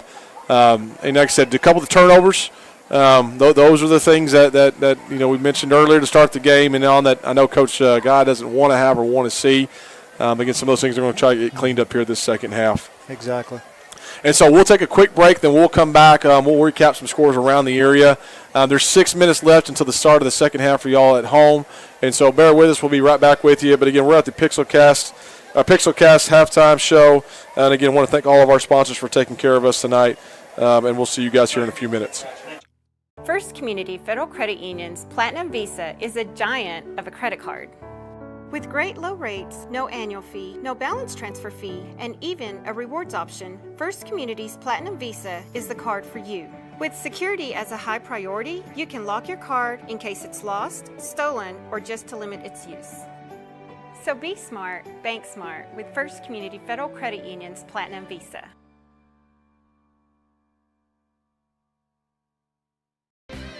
You could save a total of $4,000 on a new Buick Enclave. or save a total of $4,000 on a new Buick Encore GX. Come see us at Mitchell Buick GMC. Where earning your trust is job one. At VGI Technology, our mission is to connect and protect our communities using innovative technologies while providing an exceptional customer experience. Everyone on our team took part in creating this mission statement, and everyone on our team is committed to stand by every word. So for your home and office internet, security, cameras, and smart technology, call on your neighbors at locally owned VGI. VGI, to connect and protect. Check out why First Community Federal Credit Union is the #1 local auto lender in the Concho Valley. With new, used, or refinance autos, we can save you money. First Community has great payment options and low prices on GAP, extended warranty, and credit life insurance, so we can make your payment fit your budget. So be smart, bank smart, and contact First Community today for your auto financing needs.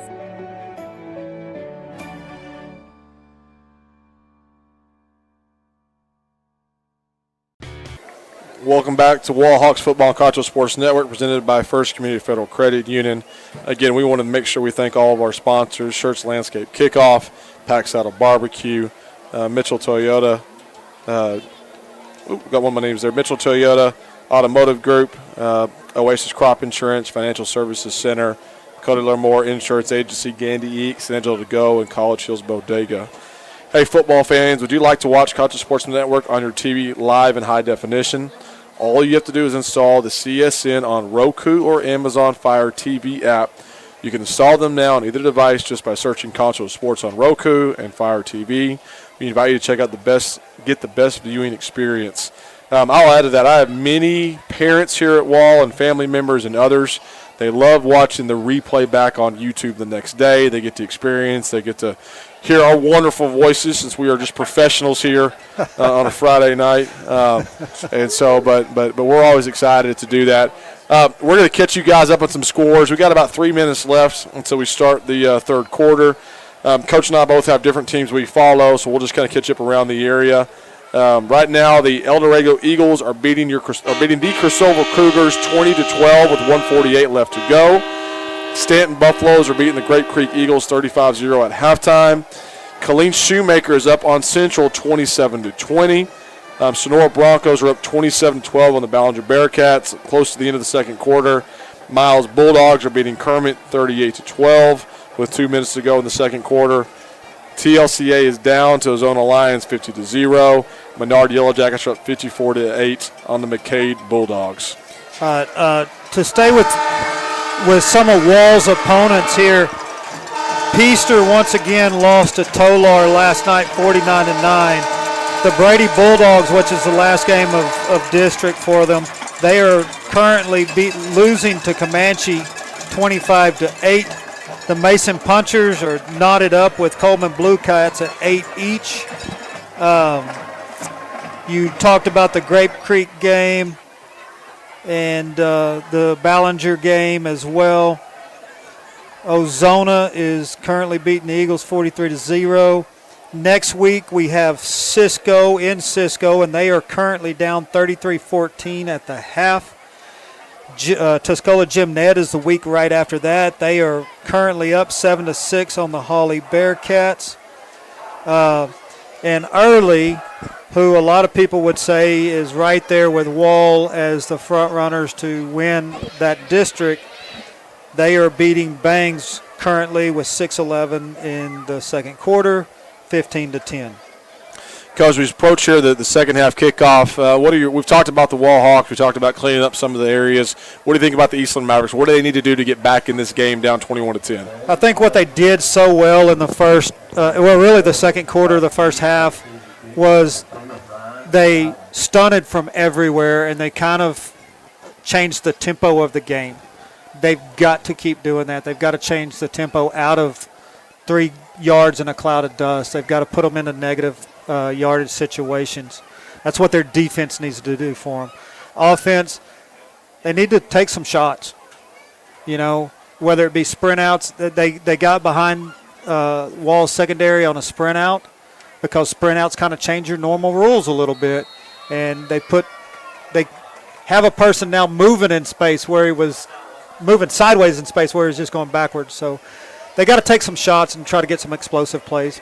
Well, they're taking a shot here out of the kickoff return there. Great tackle, great fit. Again, this is the Schertz Landscape second-half kickoff. And that is Briggs Jones right there making that tackle around the 10. Yeah, number 6, Preston Rose brought out of the end zone. Ryan Allen's put 2 in the end zone, and so that's impressive. They had a wonderful weapon last year as a kicker for him. He's graduated on, and so good to see Ryan Allen doing that. Again, the Schertz Landscape kickoff starts off our second half. Mavericks had some success, too, running the ball. Get a little off tackle, off edge, some things. Again, we were more talking about the fits by the Hawks on that, how things were blocking up. And so they had some areas of success. I know the Hawk defense knows that as well, so we'll kind of see how these two have their chess match coming in the second half. 1st and 10 on their own 9-yard line. He's going to get the edge right there for a gain. He looks like he might have lost a yard right there. Yeah, I thought he had a little bit of room, but I think Logan Thomas did a fantastic job stretching that edge out and allowing the linebackers and safeties to come down and fit off his block. For us right now, it doesn't get any further in the stadium than where this play is happening for us. Sets up 2nd and 10. Little slip screen out to the side. That's going to go for about 3 yards. Number 4, Jay Osnick, who caught the touchdown pass the first half there for the Mavericks. Looks like 22 there for the Hawks. Getting in there, Lane Stansberry on the tackle.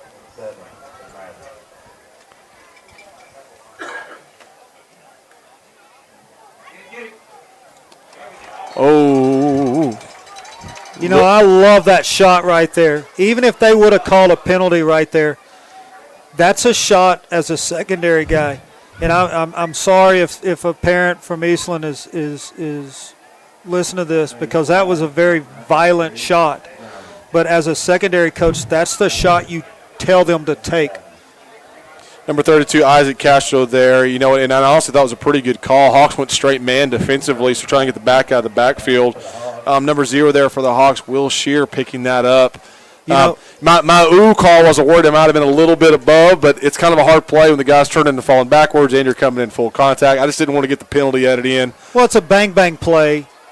If he catches it, you better make that shot. If he doesn't, Ball's out. People are going to look at you.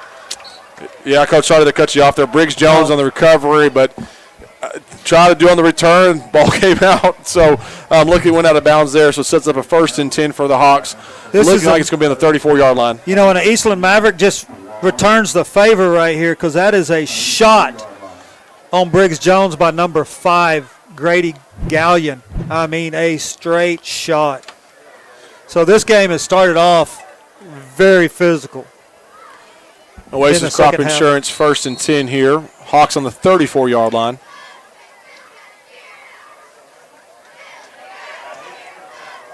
They'll toss out to Nathan Pepper. And we haven't seen that much from him. He's always played that fullback position. They put him up there as the right wing or right back, as they call that.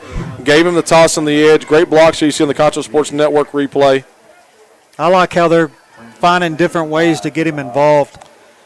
Can you imagine that kid when they start running a power pass and he's out in the flats and you got to go make a tackle on that guy? I was about to say, I don't want to be the one tackling him out there. I'm too old for that. Because he runs behind his pads well, too. So 2nd and 5. Little slip screen out to him. We're just talking about it. Get him the ball in space. I like it. Great physical run. Picks up another Oasis Crop Insurance 1st down. That's fun to see, is how they're getting him incorporated other than just right up the middle of the field. Yeah, I'm sure it's a little wrinkle they maybe wanted to work on. Maybe talk about halftime. He's an athlete. I mean, that's a disadvantage. Yep. I mean, that's a 200-pound kid out there with the corners and the safeties. Yeah, I said Nathan's in here, 5'11", 185. I think we're closer to probably that 195 on there. But a great kid, great physical kid. And I know his family well, and he's come back from some surgeries and things. And so good to see him some early success here in the second half. There, number 43, Garrett Guy there on the inside. Now all of a sudden you start moving him out, and people aren't just slamming gaps now. They know where he's at. He's a slot out there right now. Well, and we mentioned this earlier just on the depth of the Hawks and depth coming up, but they have a lot of those kids. They can pretty much play lots of positions and just trying to figure out how to get them the ball in space. A good little little change up there we hadn't seen from the Hawks with Nathan Pepper.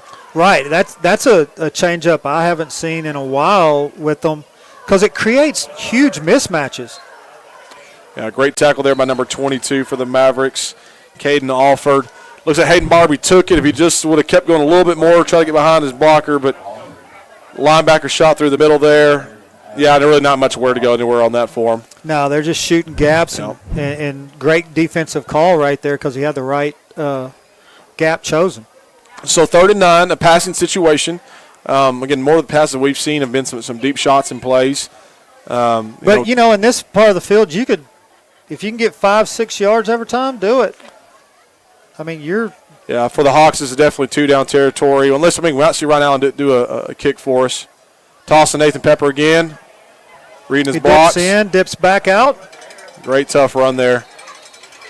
And there you go. Yeah, and great 5-yard gain. Absolutely. Sets it up a 4th and manageable situation. As you see the Concho Sports replay here, great downfield block. We always want to highlight that. Again, this is the big thing about this offense is everybody's doing their job and helping out the team. And so you got bodies downfield trying to find. See number 2 out here on the edge as well. Ryan Allen blocking. We used to say old statement, if you want the rock, you got to block. And so if he's earning those touchdown passes that he's had or big catches. And now they're widening him out considerably to the wide side of the field. I could see them taking a shot to him now on 4th and 4. It's going to be a sprint out that way. Taking the shot, in a bullet to him for should be a touchdown. Thank you, yes. Gunnar Dillard. Great sprint out, great throw on a 4th and 2 call. And once again, I love where that ball was placed. It was placed low and outside where the only one that was going to catch that thing was Ryan Allen. Yeah, just parents at home, coaching quarterbacks and doing things with kids like that, sprinting out to your right, and you got pressure coming to your face, and you're trying to put that ball where it needs to be, low and away on a rope. Yeah, that was an outstanding pass that we saw, and so great throw and great catch by Ryan Allen.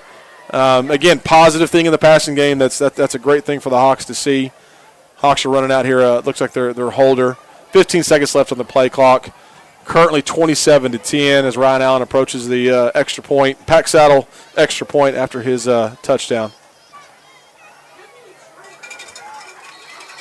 Cleans it up. And so, again, got the stop. Great way to start the second half. 3 and out for Eastland.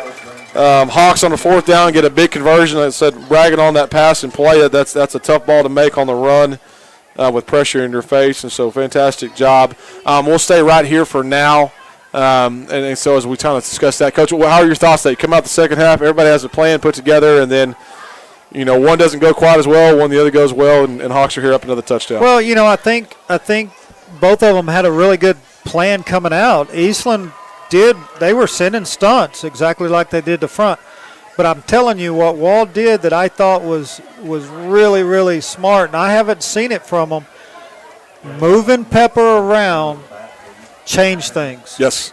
Because now you've got to account for where he is. He's split out on a slip screen. He's now over here in a slot. You know where he's at, so now as a defensive coordinator, you're going, okay, well, now where do I stunt? I can't just stunt A's or B's now. So. Yeah, good wrinkle we saw. Great way to pick up, again, 3rd and 9. Got it short because of some of that change up. Again, great pass by Dillard there. Again, Church Landscape kickoff here to start the second half. Ryan Allen on the kick. Places in the end zone, and this time number 6 there for the Mavericks. Make sure I say his name, Preston Rose, decides not to take this one out. It's probably some advice there from the sideline. But it sets up a 1st and 10 here for the Mavericks. Yeah, no, that was a wise decision for him. But I said it before, slow developing kickoffs, they scare me because you just have more time to block people. Or at least run them out of position. So we're 8:30 here in the third quarter. It's 1st and 10 for the Mavericks. Mavericks looks like they're going to come out in a trips tight set. Again, a 3-score ball game at this moment. Hawks shifting on defense. The ball on the ground, it looks like everybody's moving around, but so the play there, and we'll watch this through the replay if the replay pops up for us. And so trying a little power kick out, but Logan Thomas does an outstanding job of spilling this block, getting underneath it, forcing the ball outside, to his outside linebacker. So that's a great technique play that if you're not seeing at home and all that stuff, but that's how they kind of want to play that, it looks like. So great play.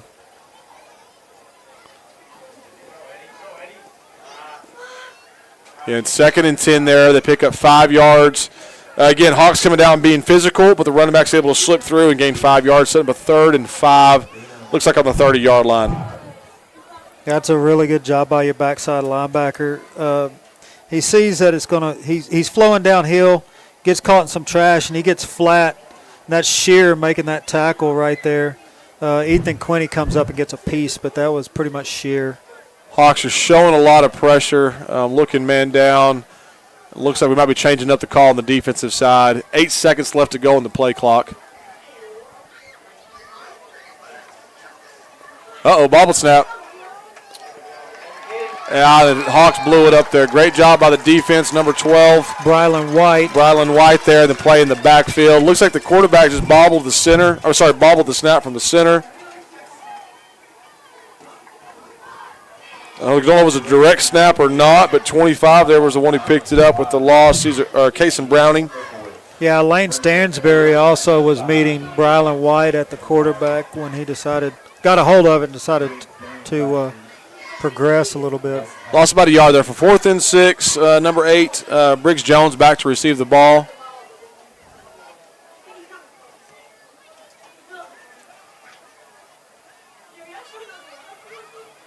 Letting it roll on that play there. And so a great roll for the Mavericks. Probably rolled an extra 15, 20 yards on that. And so that'll be somewhere close to about a 45-yard punt. We'll take a quick break and come back. 6:24 left to go here in the 3rd quarter. High expectations and Mitchell Toyota. They go hand in hand. You expect to get a fair price and a great value. You expect quality and technology. You expect reliability and great value. You expect the service department to exceed your high expectations. High expectations and Mitchell Toyota. They go hand in hand. Welcome back, fans. Hawks have the ball, 1st and 10 with 6:24 to go in the 3rd quarter. Starting at shotgun. Diller fakes, decides to keep it. And that's an area we've always talked about. He's a very, very strong runner. Didn't like the little slip screen, decided to keep the ball, ran it up. They're on the ball up to looks like about a 20-yard gain there for Gunnar Dillard. No, that was a great job of him pulling it down. He knew it wasn't there, and then he makes a guy miss, and now it's off to the races for a Wall Hawk 1st down. And Oasis Crop Insurance 1st down. 1st and 10 for the Hawks. Oh, shoot. Ball's on the ground. I looked like that. There was a miscommunication between the fullback and the quarterback for sure. The ball looked like it was stretched out and probably a little high. And once again, we have a fumble, and Eastland recovers it. Well, big play for Eastland there. It's kind of keeping them in the game. Every time the Hawks kind of make big plays, these turnovers are coming back. You kind of see him have to try to reach there instead of the mesh being a little tighter. Hey, fans, you know the Concho Sports Network is a Pixelcast media brand. Yes, all your content you see from CSN, including these live broadcasts, is produced by Sendo's own Pixelcast media. No better way to get your story out than more than video. No one does it better than CSN. Make sure you contact CSN at Pixelcast Media, 325-486-0300. Again, 325-486-0300 for Pixelcast Media. So now Hawks are stunting everybody. And the running back squeezes through for a gain of 3 yards. Yeah, Cason Browning there again on the run. Found a little bit of hole there, picked up 3 yards. Like I said, 5:30 to go in the 3rd quarter. Mavericks on their 30-yard line. Again, the wind or breeze is pretty much stopped. The flags aren't blowing. As I stepped out of the booth, it's a little steamier and hotter than I mentioned in the first half, so it's still a warm night for a Friday night. Looks like a great tackle there by Brylan White, I believe. Lane Stansberry. Number 22. Slings him around and down finally. I do want to highlight that Griffin Beard. He's had a few runs earlier and had plays on defense. He's a freshman there playing on Friday nights there for the Mavericks. A good young talent. And so 3rd and 5 on the 29-yard line. Probably getting two possessions here for the Mavericks.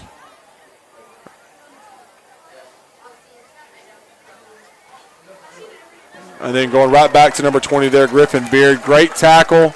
That's a great tackle by Garen Wiggins right there. Yeah, they're throwing that earlier in the halftime. Probably saved us a touchdown before half. We've seen that. He's been able to play that quick speed out pretty well. All right, 4th and 4 here. Big play defensively. Mavericks are in a trip stack.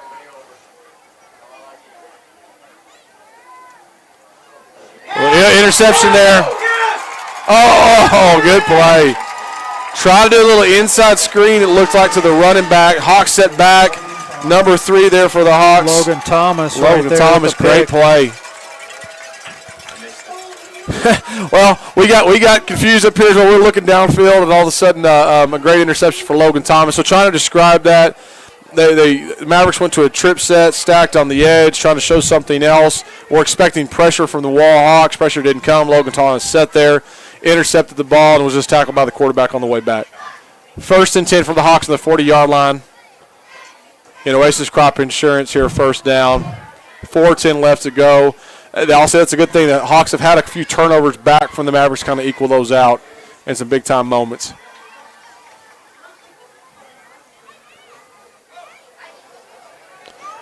And Dillard's just going to keep that one and go all the way to the track. Yeah, again. He's going to have a late hit, which that's a good one. He was hit out of bounds. Yeah, great block by number 6 there, Landon. He does a good job right there just turning it up.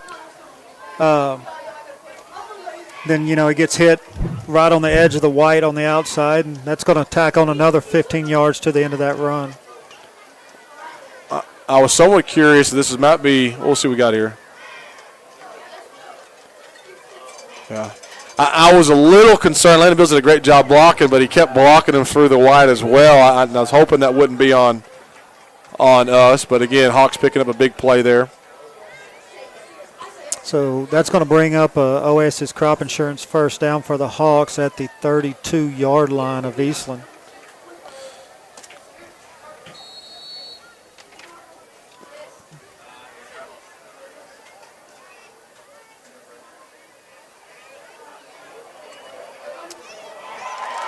Now that was the first read I thought he misread.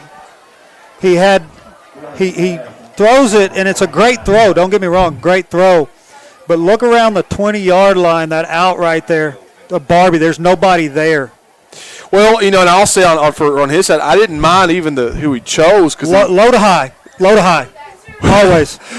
Well, all right, it depends on how low to high. I will say at least the throw, if it was more towards the sideline. Take for sure pass before more pass. Sorry. Well, on the throw, if it was more towards the sideline, he did have him open. The ball was more towards the sideline. But his first incompletion there, so again, almost a great play. But if that's the only gripe I have all night, he's done a pretty freaking good job to it. So, yeah, but he was definitely wide open. There's no doubt about that. Of course, we're picking apart up here. And we're just because we can. Yeah, I'm an old man when my knees hurt chasing my kids around. So, but setting up here for the Hawks now. We got 3rd down. Looks like picked up about 4 or 5 there on the toss outside. 8 yards. So 3rd and 2 with 3:53 to go in the 3rd. But I do like the confidence that they are when they are throwing the ball. I think part of why I believe that way is, one, with this offense, when you're running a veer, a lot of people touch the ball, which keeps a lot of people active. You said it earlier, you got to block to run the rock, right? Yep. Well, when you hit those open guys who are working hard to get open, they're going to want to block downfield a little more too. Yep, absolutely. So not only you're spreading it out on run plays, but you're spreading it around on pass plays as well, and keeps everybody rolling. Hawks back in gun again. Again, running a little just fly sweep. Looks like number, I think, 23, Hayden Barbie, I believe. Yeah, on the outside edge to that. Yeah, Barbie banged up a little bit there. And once again, that's some pretty good blocking. Levin's probably lucky he didn't blow a knee right there, as he had people come into him while he's blocking. Second and 2 on the scoreboard on the 22-yard line. 2:55 left to go. Hawks stay in shotgun in this series. Very physical game out there still. That's Dillard keeping it on just off of a pop keep. Yeah, you can see at the replay as it comes back, the right side of the line is just blocking everybody down. Dillard's going to read the outside edge or linebacker, whoever his key is there, and just fitting inside there. They're starting to wear down. It looks like the defense of the Mavericks. You know, that's a wrinkle I haven't seen from the Hawks a whole lot either. Just a dart. If that end pulls up to the pop guy, he's going to keep it, and they run it again. Dillard's going to keep it. It looks like he might have crossed the line. We'll see. Calling him short at the 1-yard line from the official on our side. Yeah, same play, repeated it again, came right back to it. Right. You notice this outside backer. If he comes up and takes the running back, Dillard's going to keep it. If he comes towards Dillard, he'll go ahead and give it. It's just a read off of that force guy. So first and goal for the Hawks. Or second and goal, sorry, for the Hawks on the 1-yard line. 1:56 to go in the third quarter. Like I said, back to under center. That's going to be Dillard just pushing it in. Yeah, touchdown Dillard there. Again, we want to thank some of our sponsors tonight, including our presenting sponsor, First Community Federal Credit Union, as well as Mitchell Automotive Group, Pack Saddle Barbecue, Church Landscape Company, Oasis Crop Insurance, and the Financial Services Center. We couldn't bring these broadcasts to you without the support of our great sponsors, so we'd love it if Hawk fans would also go out and support these local businesses as well. You know, Church Landscape right now, I'm sure they're trying to help everybody keep their grass green as much as they can. We're on the Pack Saddle Barbecue Extra Point. Every time I mention them, Coach, I keep getting hungry. I got to watch all that. I know, right? Ryan Allen with the extra point for the Pack Saddle Barbecue. But we're getting to the Church Landscape kickoff. We'll take a quick 30 seconds, come right back here. 1:45 to go left in the third quarter. Hawks are up 35-10. Cotton farming in the Concho Valley. That's risky business. Specializing in crop insurance and serving local family farmers for over 15 years, Oasis Crop Insurance understands those risks firsthand. That's why year in and year out, from the first seed you plant to the last boll you harvest, Oasis Crop Insurance is your risk management partner. Oasis Crop Insurance, service from paradise.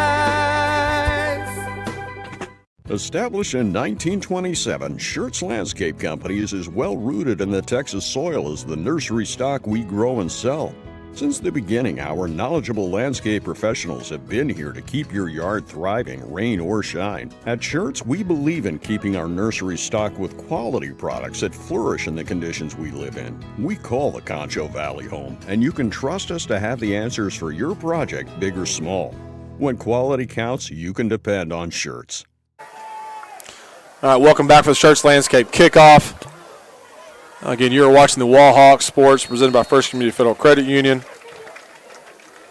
Like I said, Ryan Allen puts it again deep into the end zone. Of course, last year, again, Hawks had a weapon with their kicker who's graduated. You know, having a kid, again, who can put it in the end zone every time, those little things on special teams. That's huge. Yeah, absolutely. Very rare can you put it all together, and I think that kind of goes back in some of the expectations for the Hawks. You know, we've always been a physical team. We've always been a fast team. You know, we had special teams last year. I think the main thing we've seen today has been that ability now to throw the ball, adding in. That's just another element. And then seeing some of the wrinkles that Coach Guys brought on the offensive side, moving Pepper around, that could help kind of lead into those expectations and keep it going. Exactly. Taking the deep shot. And the receiver, that's number 4. Osnick, I believe. He got behind Caleb Braden on their sideline, and you know, that's what I was saying. They needed to take some shots, needed to test this secondary. Well, great throw there by the quarterback, Isaac Hayes. I mean, it was a beautiful throw. You play everything you can, and coverage wasn't horrible. It was just a great ball, and at least you're there to make the tackle on it. And he made that throw with Will Shear breathing down his neck. Yep. I mean, he took a shot after he hit it. Got a great hustle play right there by the linebacker. Once again, that's Osnick again, and this time that is Michael Awitz making that tackle on that out. That's that speed. We've seen that with some of those spring out plays. We've seen from Higgins coming down. Again, Braden getting beat, but recovering to make a tackle and a great throw in a great place, type thing. So you're seeing those spots of speeds. Once again, this is his, I want to say, first game as a varsity player. Yeah, he's listed a as a junior. sophomore. It's listed as a sophomore on the depth chart. That's going to be. Yeah, Caleb Braden. Oh, he's a junior. I apologize, Coach. Caleb Braden Jr. They're 5'10", 165. You know, and that's just part of your first time, man. People, I mean, as an offensive guy, I was going to test you. Well, as a secondary coach, I would tell you, if the quarterback goes 0 for 10, he ain't playing quarterback. He's going to complete some passes. Absolutely. And just make the tackle when they do. Whoa, look at him down for it. Yeah, that's going to be a penalty on Logan Thomas right there. Yeah, I just got up high around the neck area, whether it be the face mask we'll see on the replay. But Logan Thomas trying to make a hustle play and just got the hands in the wrong spot. Yep, face mask. Yeah. Can't hide that one. He knew it, too, as he popped back up. Yeah, 20 seconds left. This is going to be a first down for the Mavericks. 20 seconds left in the third quarter. Again, Hawks are up 35-10. And if you're watching this for the first time, we don't necessarily show the clock the entire time. You'll see the score, of course. So we'll try to keep you guys up to date. Hawks have done a fairly good job all night in the majority of the phases of it. A few turnovers here and there, but they've played a pretty strong game overall. We've seen some good things we have definitely been working on from last year to this year. While we're waiting here, too, definitely want to highlight again Wall's baseball team, the success that they had in the spring, making it all the way to state as the clock runs out right there into the fourth quarter. We'll take a quick break, come back, talk about that baseball, maybe some other successful programs as Wall has as well going on. But we'll take a quick break for you. First Community Federal Credit Union's Platinum Visa is a giant of a credit card. With great low rates, no annual fee, no balance transfer fee, and even a rewards option, First Community's Platinum Visa is the card for you. With security as a high priority, you can lock your card in case it's lost, stolen, or just to limit its use. So be smart, bank smart with First Community Federal Credit Union's Platinum Visa.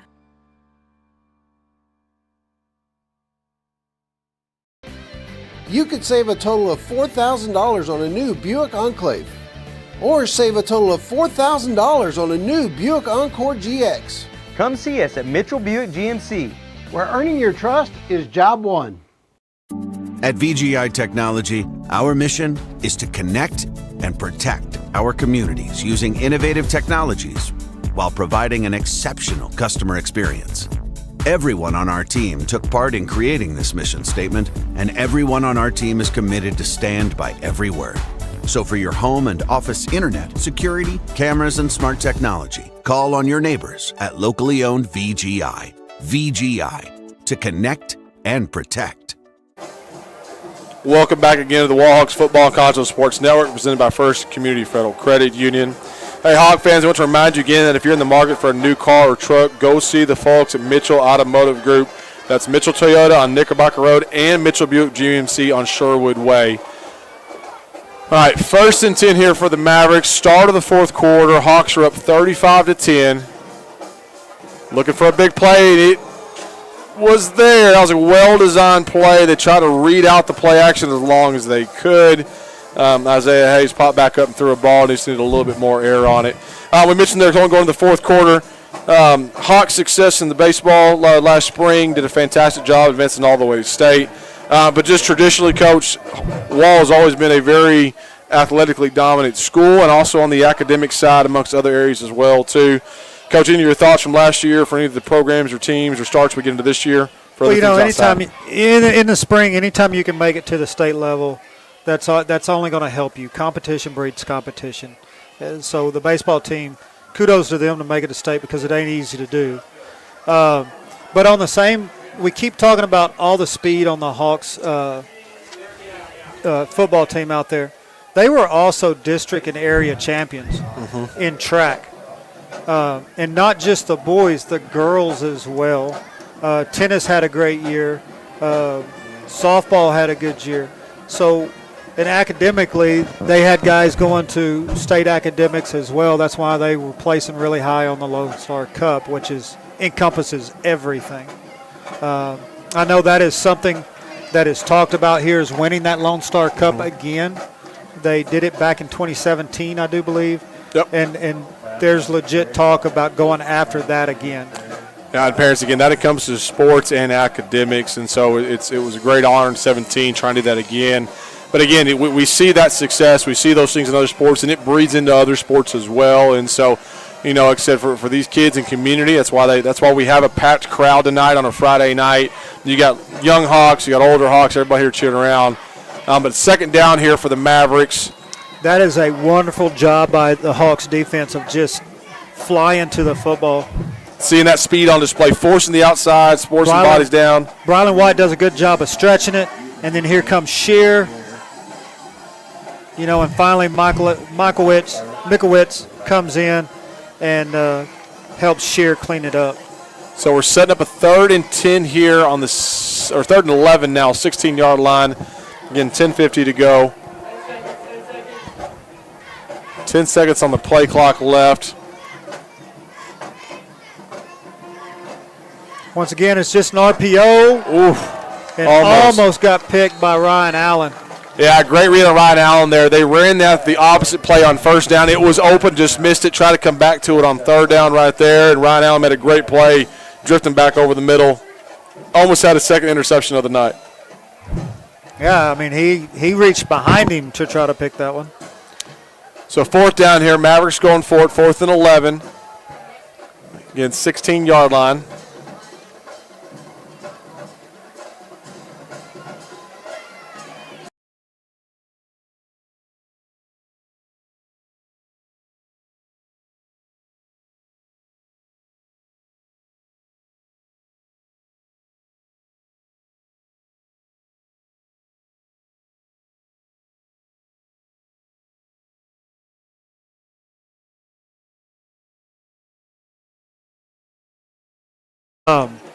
So that's an incomplete pass. The Hawks would take over at their own 16-yard line here. They're going to come out and spread gun with the back to the strength.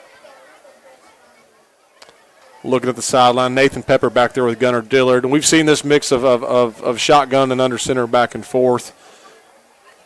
And had success doing it both ways. Like I said, little wrinkles of the option or the veer in different ways, but just different ways to run the ball. So a little miscommunication there on the handoff and who's going to keep it or not.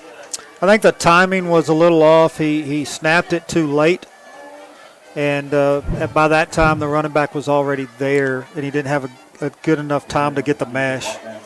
Yeah, Gunnar Dillard there patted his hand on the center, number 66, head there, Boone Harris. Like I said, might have been just a little miscommunication. 2nd and 10 right now on the Hawks 16. Nothing more than the Hawks want is to milk as much as clock as they can and just work this ball down the field. Absolutely.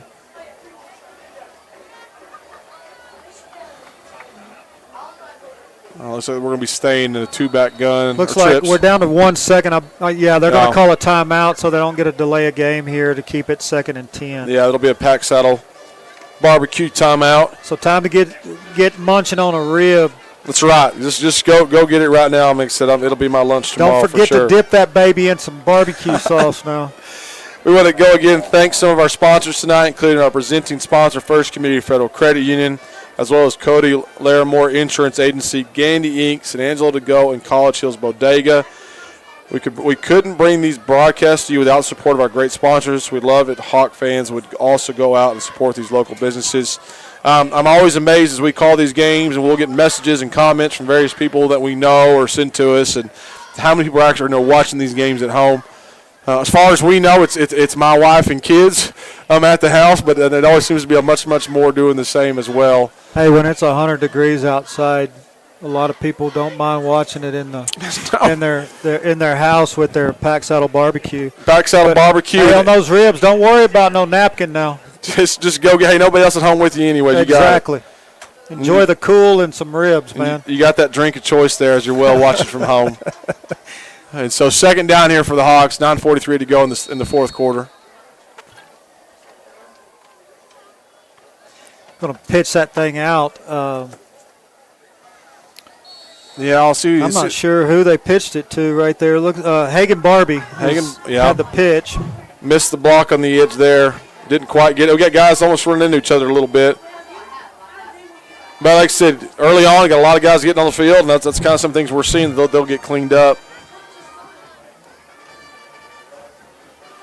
3rd and long here for the Hawks, 3rd and 9. First down here mentally would be just a big event here for, of course, the offense, but also for the Mavericks here to defensively if they can get a stop. Oh, that's going to be another turnover. Yeah. And if he can avoid that, he had a cruiser route by Luke Holscher coming across the field that was also just wide open. You'll see it from the top down coming across. There is absolutely nobody around him. Yeah. But that's a long developing play to get across there, and they had good pressure. It looked like the front picked up the initial just down lineman, but a backer coming off the edge, that caught Diller. Diller was about to throw, trying to pull it back so he wouldn't make an interception, but in that situation, ball comes out. Mavericks take over 8:52 of the 17-yard line, 1st and 10. Then for themselves, trying to work on some things they can get to get in the end zone. Again, still some time here, but they got a ways to go. So right now they're trying to work on things to get better for next week. Hawk defense just being relentless again, flying down the field. Once again, that's Logan Thomas coming from the backside and going all spider monkey and jumping on his back and bringing him down. Good play there by the nose tackle too, just blowing that up. Pulling it back, number 24 there. Holt, Teplachek. Wall parents, I grew up out here. I apologize. I'll butcher names forever. 3rd and set up 2nd and 10 there. Incomplete pass sets up 3rd and 10 now. We always say, parents, please apologize for any things we say wrong.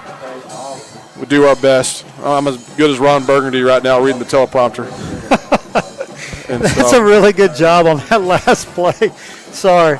By Will Shear getting outside and covering that little out by the back. So 3rd and 10 here for the Hawks, for the Mavericks on 12-yard line, 8:19 to go. Timeouts, taking a pack saddle timeout. We'll take one with them real fast, then we'll come back here and wrap up the rest of this game. Check out why First Community Federal Credit Union is the #1 local auto lender in the Concho Valley. With new, used, or refinance autos, we can save you money. First Community has great payment options and low prices on GAP, extended warranty, and credit life insurance, so we can make your payment fit your budget. So be smart, bank smart, and contact First Community today for your auto financing needs.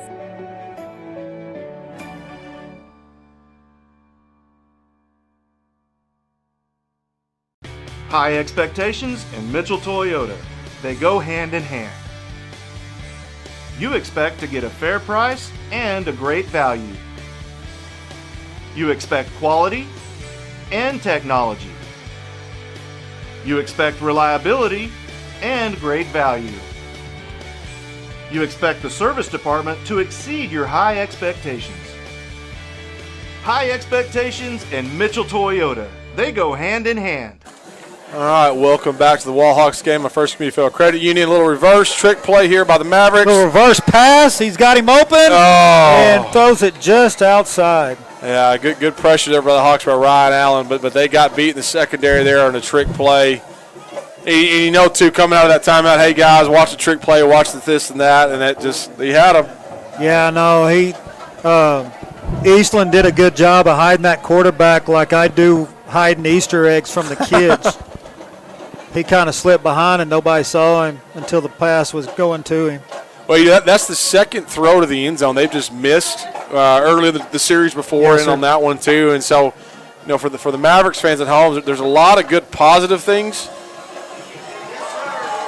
That's going to be Brylan White getting to him for the sack this time. That's going to be a loss of about 7 yards. And that was 4th down, so that was really good for the Hawks because that's going to be a turnover of downs, but they gained 7 yards of field position with that sack. Yeah, I was about to say that before that play. Again, there's been some impressive things, I think, for the Mavericks fans at home. We've been able to see some of the passes, some of the completions. Again, they're running to a very, very tough, fast, physical defense. They've shown some times or abilities to kind of slow down the Hawk offense. Again, you're seeing a very fast, disciplined team on this side. They've kept themselves in the game, forcing turnovers. Yes, sir. That time they stunt and they stunt front to the wrong side of the gaps, and Pepper's able to put it in and pop it out. There you go there. Oasis Crop Insurance, first down. That's going to be a pretty good gain for, well, like you said, Oasis Crop Insurance, first down. Yeah, we'll see 43 come in. That's Garrett Guy at the fullback spot. Yeah, little Pepper's banged up there a little bit. Again, 7:45 left to go. Hawks would love to take all this clock down and keep working down the field. Like I said, but overall, played very well. Saw some good things added in tonight. And we'll discuss this at the post-game show for those that are staying with us afterwards. Good run there by Gunnar Dillard. Pick up about 5, it looks like, to make it 2nd and 5. 2nd and 5. Yep. With about 7:20 to go with the clock rolling.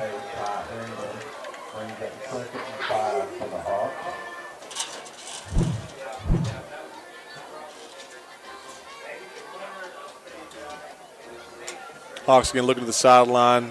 Again, lined up, see what they lined up in, making change to their call.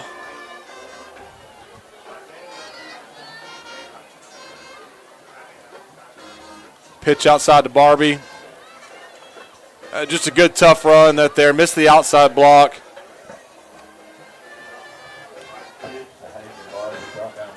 And so it sets a little 3rd and long here. Again, look at the first down. Again, every first down keeps working that clock down about 30, 40 seconds.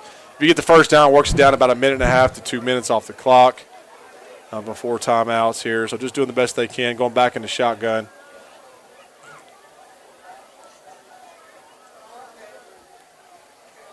$6:15 left in the game. I'm a little surprised with 6:15 in the game. And you got a 4-possession game that Dillard's still out there. That now would be a great time to get a little work in with Caleb Braden. I wouldn't be surprised in the next series. That was 4th and 5. Just incompleted pass there. It didn't look as to be much to it, just because how the defenders were coming down. Number 2 is set to punt. First punt we've seen tonight by Ryan Allen. Of course, we've seen his kicking leg. Number 20, the young freshman for the Mavericks, Griffin Beard, back to return. And so, like I said, our first punt of the night, which is always a good sign, except for we've had a few turnovers there in between. 3 seconds, 2 seconds. They might just let this run out. They got it off. That's a great punt. End over end. Rolling back. They'll pick it up right there. Right. Now, people at home, when I make those comments, I don't mean to be disrespectful or second guess a coach. I'm just talking. Yep. You know, I'm just thinking, and you know, ultimately I can, because I'm not the one that has to make that decision. But I don't mean to try to second guess a coach when I do that. No, I was that's just me thinking out loud as a color commentary. Yeah. Just starting seeing some of those guys. You know, we might see here defensively some other guys getting in. Sure. You know, mixing in there a little bit more, and you got to.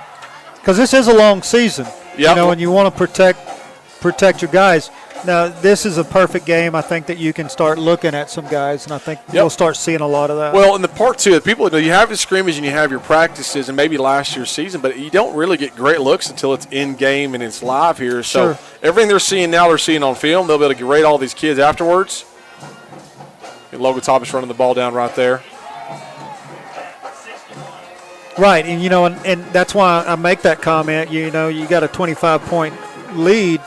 You got to get some film, because you can't simulate the speed of that right now in practice, and especially not in the 100-degree practices that they're having to go through right now. No, we said we mentioned scout team earlier. As much as we love them, you don't get the best look sometimes. But we're seeing some new kids come out there and playing some different positions. 26, Jason Russell is out here as well. Different bodies.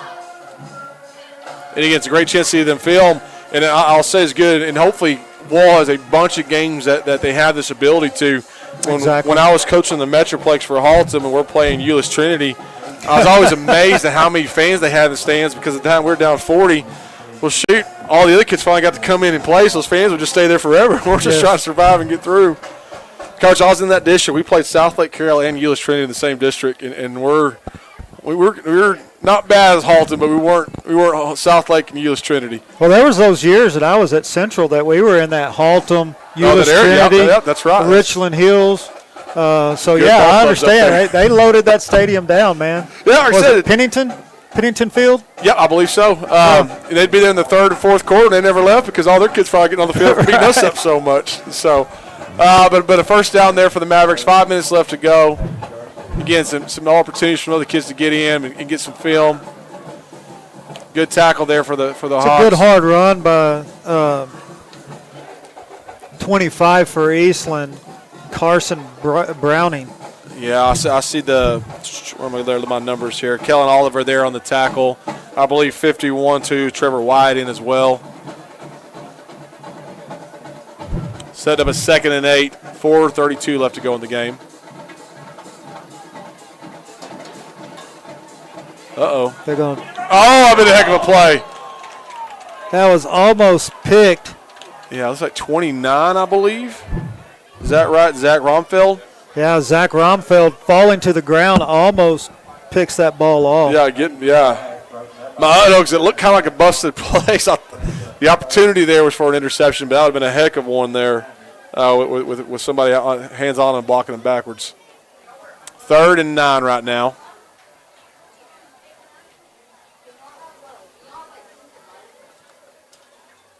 Hawks sending pressure.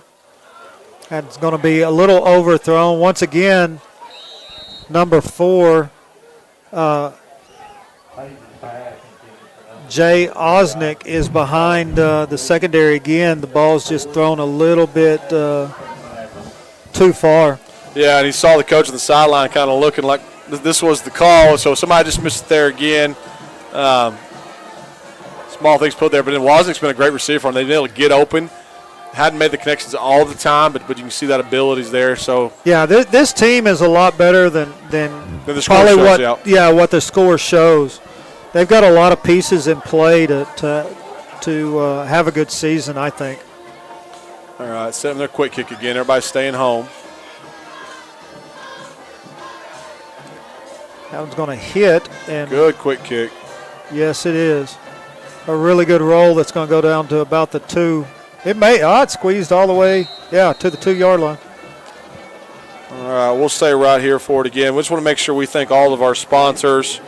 First Community Federal Credit Union, Shirts Landscape, Pack Saddle, Barbecue, Mitchell Automotive Group, Shirts Landscape Company, Oasis Crop Insurance, Financial Services, Senator Cody Larimore Insurance Agency, Gandy Inc., Angelo to Go, and College Hills Bodega. As we know here out in West Texas, we want to make sure everybody gets taken care of, and so they've taken care of us here. Please go do your business and plans with these companies we mentioned. Big help, big support for everyone here to be able to watch from home. Hawks 1st and 10. Looks on about their 2-yard line is what it says on the video board. Yeah, Eastland played back on that one. Earlier they were able to hit that play for a 40-yard pass. So 2nd and 10. That's Dillard right there. Just a little bit far out there. Yeah, 3:59 left to go in the 4th quarter. Pretty gutsy call to throw the ball up in the air. Worked for him earlier for a big 45-yard gain. Yes, it did. Might as well go back to it, right? Especially on first down. I'm sure now they'll probably start working this on the ground. Oh, great pile built right there by the defensive end for the Mavericks. Yeah, that was number 22 by the Mavericks that just collapsed everything. Caden Alford, great job of cutting and creating a hole right there. Really good job by Garrett Guy of getting back out of the end zone. Mm-hmm. Falling forward right there to prevent a safety. Again, it's 15 seconds left in the play clock. Hawks are going to be working this down to under 5 before they snap it. I'm sure they've told Dillard, hey, don't get under center until under 10. Snap it under 5. Luke Kemp out on the edge. Maybe we'll get a little bit of room. Picked up, looks like 2 yards. Yeah, he's going to get all the way out to about the 3.5 right there. Yeah, so they said Hayden Barbie. I believe it was Luke Kemp. So 3 minutes left to go. We're setting up a 4th and 9. We'll get the punt team out here.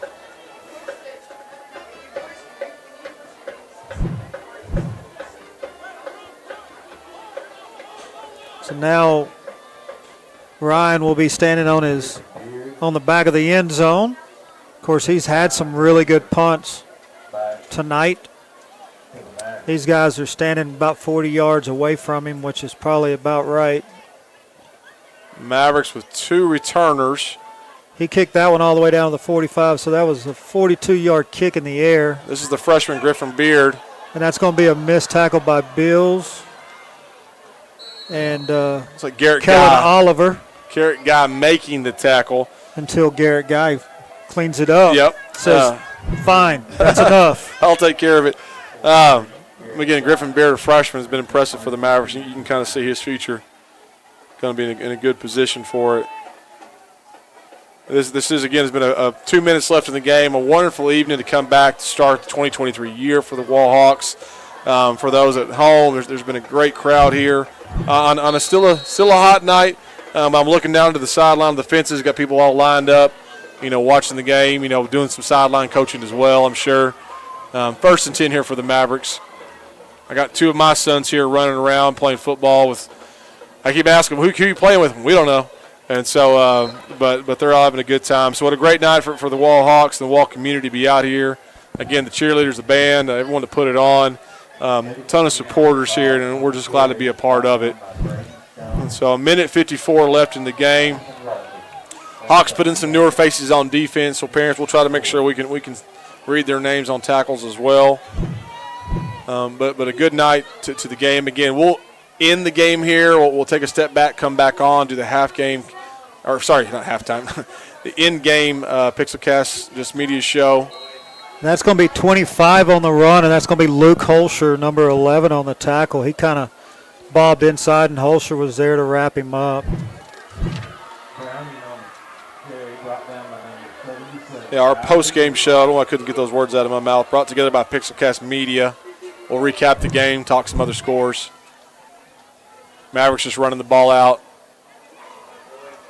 Like I said, it looks like 29 for the Hawks and 28.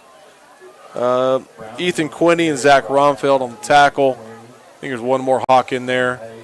Even with the younger guys, the coaches, of course, want to try to keep them out of the end zone. Oh, absolutely. With a minute and the clock rolling. Good physical hit right there.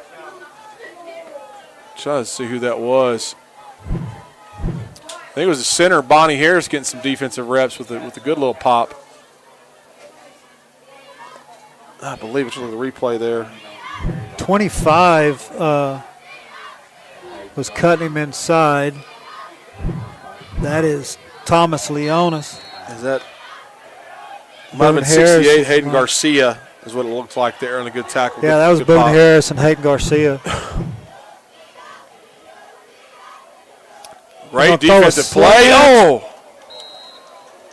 Great job by the corner right there. Yeah, number 9, Mason Snowden on the way to read that off the snap. Parents were talking about, again, that great position here. He sees it, plants, cuts it off on the inside, almost has the pick.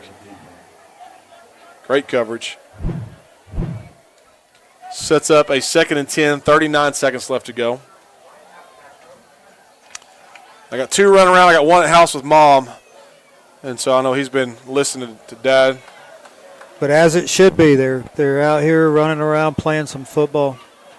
Yeah, I got all 3 playing, Coach. It's okay to go home dirty. That's right. And play a little physical football as a kid. Coach, I got 2 practices on Monday. I got 1 on Tuesday and 3 on Thursday right now. I love it. Saturdays so you stay are all busy 3. all week. Oh, yeah. My wife's got a spreadsheet for us for flag football season. as they always do. Good. Hawks trying to keep him out of the end zone there. Number 2, like I said, Eddie Medina there on the rush for the Mavericks. Tell you what, on this, what's the safety over there? Let's see who that is. 7 comes up, but number 11 right there comes up and just kind of stops it. And 20 seconds left here. We have a Pack Saddle Barbecue timeout left to go. Again, thankful to all of our sponsors who've taken care of us tonight. Our next home game, well, let me take it back. Next week, Sweetwater at Lakeview and Grape Creek at Castobel. That'll be on your Concho Sports Network. Make sure as well that you're checking out the social media, Facebook, Twitter, Instagram, and YouTube for Concho Sports as well.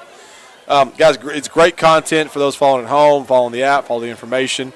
Again, you can always watch any replay the next day going to Concho Sports Network, find it on the YouTube channel. Follow back up and, watch your kids play, your grandkids play, your friends, and all that good stuff as well. Where's that Castobel Grape Creek going? Who's having to drive through San Angelo? I think Grape Creek's got to make the trip through San Angelo is what it looks like. It's coming out to Castobel. I love it. The Battle of Tom Green County, right? That's right, north or south. Yes. Holding them out. There you go, 4th and 3 here. Once again, look at all the green shirts there, and for that matter, white shirts there. Yeah, that's a great stop there. 2 teams that are still getting after it, and that's when you know you're going to have a good year. Yeah, 28 there. Yeah, fantastic job. 20 initial contact, Ethan Quinney, a junior. That's going to be a turnover on downs. The Hawks kept them out, and now they'll be able to take the knee and kill these last 10 seconds. Yeah, so again, after this wraps up, we'll take a quick commercial break, come back, do the post-game show, brought to you by Pixelcast Media. Again, thank you guys for being with us tonight. What a good night for football. It's just a great time of the year. To me, get something better. You get high school football, and you get college, and we got the pros coming up.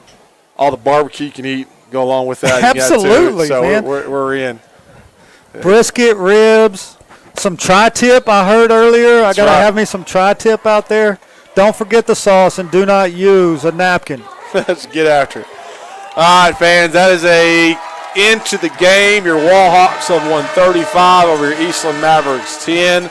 Hawks start off 1-0. Eastland Mavericks start off 0-1. We'll take a quick commercial break, come back. We'll wrap up the Pixelcast post-game media show. Cotton farming in the Concho Valley, that's risky business. Specializing in crop insurance and serving local family farmers for over 15 years, Oasis Crop Insurance understands those risks firsthand. That's why year in and year out, from the first seed you plant to the last boll you harvest, Oasis Crop Insurance is your risk management partner. Oasis Crop Insurance, service from paradise.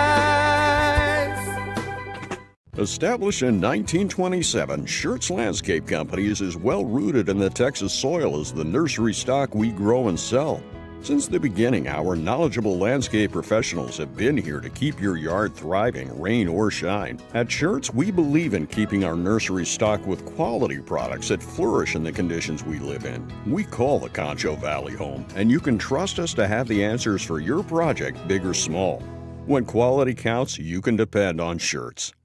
First Community Federal Credit Union's Platinum Visa is a giant of a credit card. With great low rates, no annual fee, no balance transfer fee, and even a rewards option, First Community's Platinum Visa is the card for you. With security as a high priority, you can lock your card in case it's lost, stolen, or just to limit its use. So be smart, bank smart with First Community Federal Credit Union's Platinum Visa.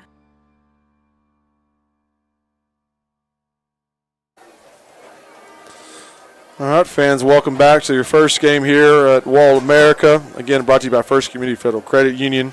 Your Wall Hawks win tonight 35-10 over the Eastland Mavericks.